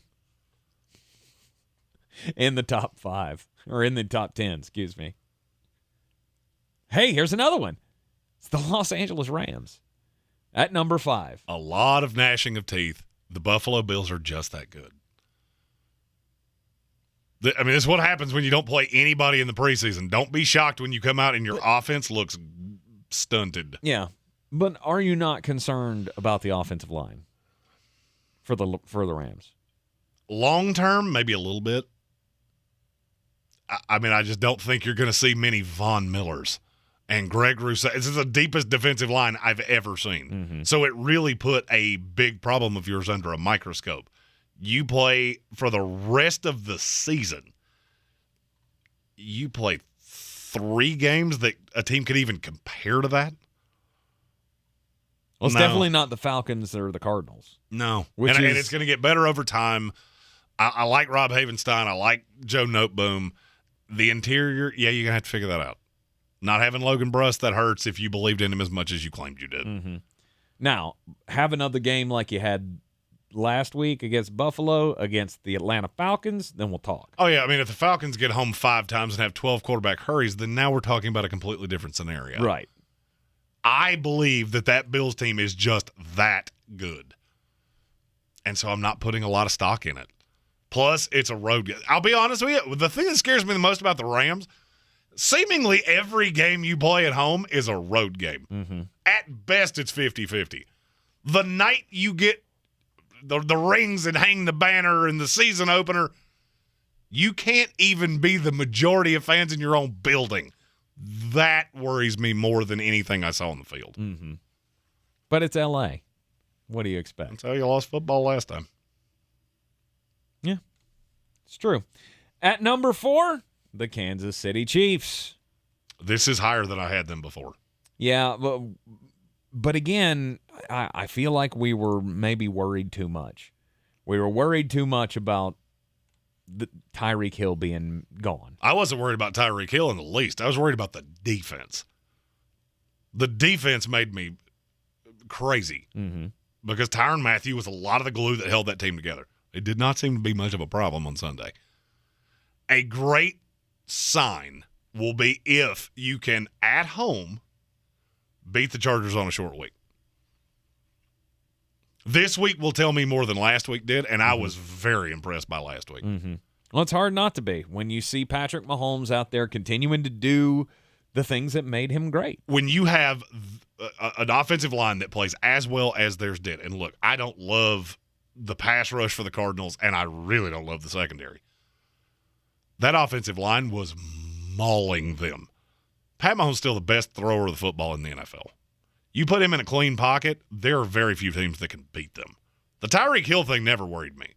The defense worried me. Mm-hmm. That Chargers defense, though, this coming Thursday, they're going to have the opportunity to disrupt that, to say the least. The Ravens come in at number 3. You were that impressed after they dogged your New York Jets. They were 4 anyway, and they just stay where they were. That was a game that, I'll be honest with you, offensively, you didn't really have a lot of reason to win. Mm-hmm. But you just absolutely annihilated them when their offense was on the field. I could make the argument that's the worst game Lamar Jackson plays all year, and you still won it comfortably. Mm-hmm. They're just so deep. They're so talented. They're so good. Picked a good week to have a bad week. Is that what you're saying? And when J.K. Dobbins comes back, I think you'll be able to legitimately run the ball. Yep. Mike Davis and Kenyon Drake are not really scaring anybody. At number 2, the Los Angeles Chargers. I told you before the games last week, whoever wins that game is going to take a nice little surge up because this is a whale of a test in week 1. It's not ironic that the teams that I have at 1 and 2 passed the biggest tests of any of the elite teams in the NFL. Mm-hmm. That's not a happenstance. I've now seen you do it. Can other teams show me something that's more impressive? Sure. But the Chargers winning a game against a Raiders team that I really believe in, that showed a lot. And that was a close game for Brandon Staley. We know the issues he had doing that. Right. Plus, if that's the Khalil Mack you got, you absolutely eviscerated the Chicago Bears. 100%. One-score games. It's the one Achilles heel that the Los Angeles Chargers have had, losing over and over and over again. And they got another one. They got a one-score win under their belt with the game against the Raiders. Now show me that you can do that with the Kansas City Chiefs. Primetime. Yeah. Show me you can do this in primetime when all the eyes are on you, not a 4 o'clock game. This is a you by yourself. 20+ million people watching this. Justin Herbert, Brandon Staley looking right at you. Yep. And I don't think it's a game that's going to disappoint. Oh, I can't imagine that it will. That could be the best game of the year. Wouldn't shock me in the least. I could see that defense getting home against the Kansas City Chiefs, and the Chargers got a chance to really put themselves on the map. The number 1 team in Week 2, nobody's shocked. It's the Buffalo Bills. And it's not close. No, it's not close. It's not even close. You just went into L.A. Granted, not a home field advantage for the Rams, but I don't really care. This was a night where the L.A. Rams were supposed to have all the shine on them, and you shoved it in their faces. That defense was just smothering. That 243 total yards. This was a dynamic offense. Winning a Super Bowl a year ago. You turned it over 4 times. 2 of them just very bad bounces of the football. And you still beat them by 3 scores. Yep. If you just look at the games from the bottom half of the stat sheet down, you have no reason to win this game. And you didn't just win it, you embarrassed them. Second biggest loss in NFL history for a reigning Super Bowl champion in Week 1. It can't be anybody but Buffalo. And if we're being honest, they're 1, 2, and 4. This is Buffalo's Super Bowl to lose. Right. Stay healthy. Sweat people out with that insane defensive line. Be nice if you could figure out how to run them back that could actually run the ball. That'd be nice. Yeah. Which is what scares me. Maybe don't bury James Cook on the depth chart just because of one bad fumble. Rookie. Indeed. Yeah, little nerves. Still a dynamic playmaker. Which is what scares me about the Buffalo Bills, is that it's not anything technical on the field. I think your product is excellent. It's the expectation. It's living up to the expectation, not letting the pressure get to you, and just finding a way not to stumble at the end of the year. Some point in the playoffs, you got to get it done. And this team's got all of it. They've got everything. It's just now putting it on the field and making it happen. And I like their chances to do it.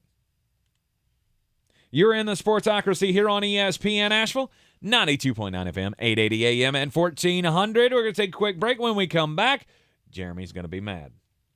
This is your time saver traffic on the new ESPN Asheville. Traffic is slow, 240 westbound between Charlotte Street and Montford Avenue, 240 westbound stop and go between exit 4A and Brevard Road. 240 on the eastbound side is crawling between I-40 and Amboy Road. In the stretch, an accident near Brevard Road has the left lane closed. 26 westbound delays between Long Shoals Road and the Blue Ridge Parkway. 40 westbound slow between Hendersonville Road and Brevard Road. Smoky Park Highway, north and southbound, approaching Sand Hill Road is slow. Near Inca Village, Sardis Road, moving from Sand Hill Road to Brevard Road is stop and go. Hendersonville Road southbound stop and go between Biltmore Forest and Overlook Road. Sweeten Creek Road southbound stop and go between the Blue Ridge Parkway and Mills Gap Road. US 176 Spartanburg Highway in Hendersonville near Baker Heights. An accident near Chadwick Avenue does have lanes closed. I'm Lee Benfield with your Time Saver Traffic. This report is sponsored by Staples Stores. Staples offers tech solutions, services, and accessories for learners, small business, and remote workers. Save up to $260 on select PCs. Plus, save 25% on Staples Total Support to protect your PC. In-store only. Offer ends 9/17. Limit 2 while supplies last. Staples, the working and learning store. You ever feel like when you're at work, everything you say sounds like this because you're completely unstimulated and you don't care? But then, when you're talking to your friends about things you're truly interested in and passionate about, you sound like you're alive and loving every moment of it. Then maybe you should try podcasting with Spreaker from iHeart. It's the easiest way to podcast and get paid for it. Just head over to Spreaker.com, Spreaker, and start your voyage. From ugh to woo! Get in the zone, AutoZone. Welcome to AutoZone. What are you working on today? Starting trouble. No one likes that. We'll get you set up for some stronger starts. You might just need a fresh charge, and we'll take care of that free of charge. But if it is time for a new battery, we've got replacement batteries that'll fit your needs, starting at just $69.99. You can learn more about our battery selection at AutoZone.com. That's what makes us America's #1 battery destination. Get in the zone, AutoZone. Claim based on data from the NPD Group 2021. The iHeartRadio Music Festival, where the biggest stars from all walks of music come together. September 23rd and 24th, T-Mobile Arena in Las Vegas. Limited seats are still available at AXS.com or stream it live on the CW app and CWTV.com. Brought to you by T-Mobile. Switch to the network with more 5G bars in more places so you can experience your music whether you're streaming from home or from the front row. Plus, customers can get closer to the festival with VIP access, only from the leader in 5G coverage, T-Mobile. Since man created roads, they've been looking for ways to get off-road and vehicles to take them there. That's where Outlaw Off-Road comes in. A premier off-road center for Jeeps, trucks, and SUVs with a complete lineup of off-road and overland services, including maintenance and repair to make your vehicle all that it can be. Check out their location right here in Western North Carolina at 85 Avery Creek Road. Call them today at 828-974-8480 or visit them on the web at theoutlawoffroad.com. If cleanliness is next to godliness, look around the car right now. Is that very godly? Look, life comes at you fast, but so does WNC Auto Detailing. They have the tools to make your interior look like it's coming off the showroom floor. You don't believe me? Check them out on Instagram. All that filth and years of stains disappear. WNC Auto Detailing does full interior and exterior details with paint correction, and they do wax and ceramic coatings. Call WNC Auto Detailing at 455-3700. Premium care with a Southern hospitality touch. At Ingles, whether we're celebrating Friday night rivals, televising college basketball games, bringing the Fan Fest to semi-pro soccer, or taking you out to the ball game at your minor league park, it's all in the bag. Ingles, low prices, love the savings. Dirty turkey shark back flat. I'm as mad as hell, and I'm not gonna take this anymore. Shark back flat. Let the hate flow through you. We often rail on coaches for coach speak, saying things that don't make a whole lot of sense when we know what you actually wanted to say. Nathaniel Hackett, new head coach of the Denver Broncos, was asked at his presser today about his decision to kick a 64-yard field goal and said, looking back, we definitely should have gone for it. No kidding. You're the offensive guy. You're the coach that they entrusted with 2 first-round picks, 2 second-round picks, and a slew of players to go get the Hall of Famer to let him cook.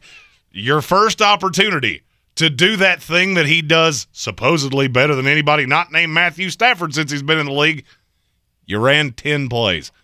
You got the ball with about 4 minutes to go.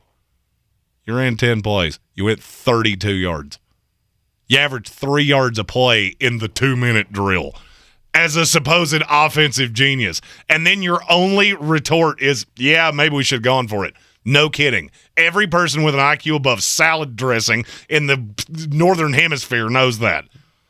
You got to be better than this. Situational awareness is one of those things that coaches either have or they don't, and they don't tend to learn it.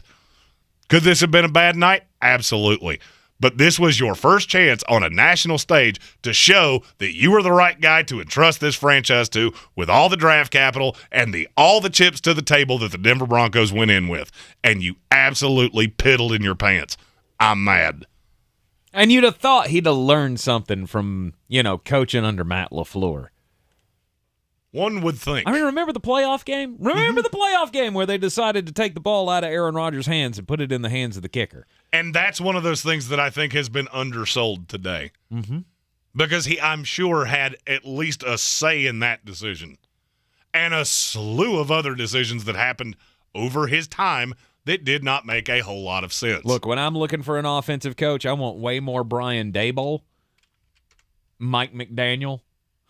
Hell, I'll even go with Brandon Staley, and I know he's not an offensive guy, but I want more of that edge in my head coach. Come out and make a statement. Don't settle for a field goal, 64 yards, and you got over a minute to play with. Stop that. It was as bad as it could possibly be. Now, it's a long season. You have a lot of time to unwind that, and you get a prime matchup with the Texans. If you think it's loud right now, do what the Colts just did. Oh, no doubt. Have that letdown on Monday Night Football and then let down at home against the Texans. Mm-hmm. Think it's loud now? It'll be deafening a week from now.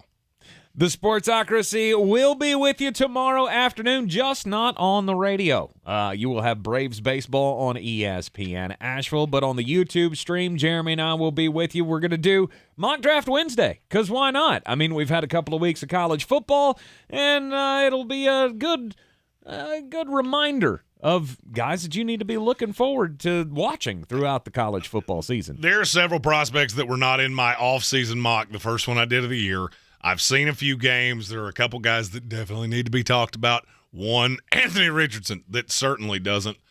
Somebody said, please don't have him in your first round. I actually have Anthony Richardson in the second round of my CFL mock draft. Good for you. He is bad. He is bad at the footballs.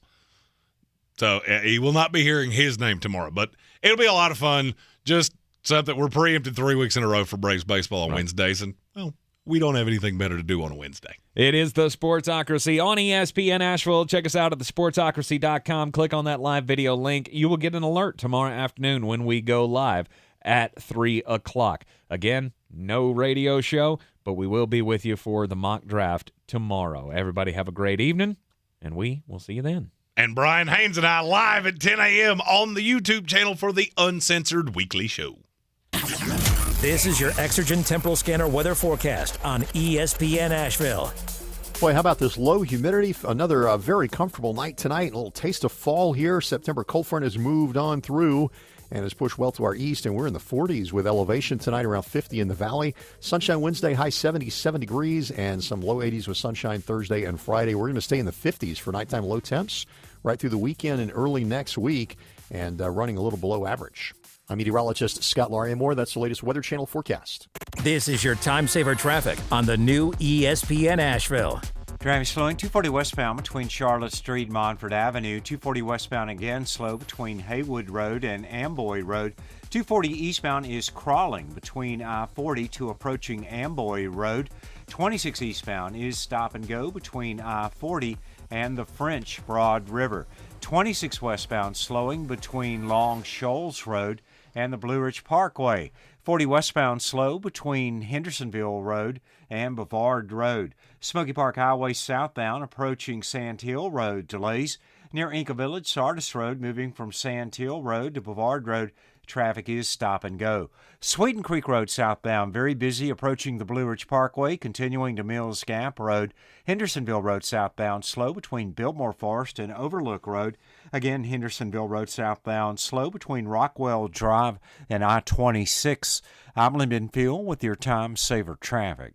This report is sponsored by eBay Motors. You might not have the biggest garage on the block, but with eBay Motors, there's 122 million parts right at your fingertips. Whatever you need, there's something that fits your vehicle. Air filters, tires, seat covers, and more. Get the right parts at the right prices. ebaymotors.com. Let's ride.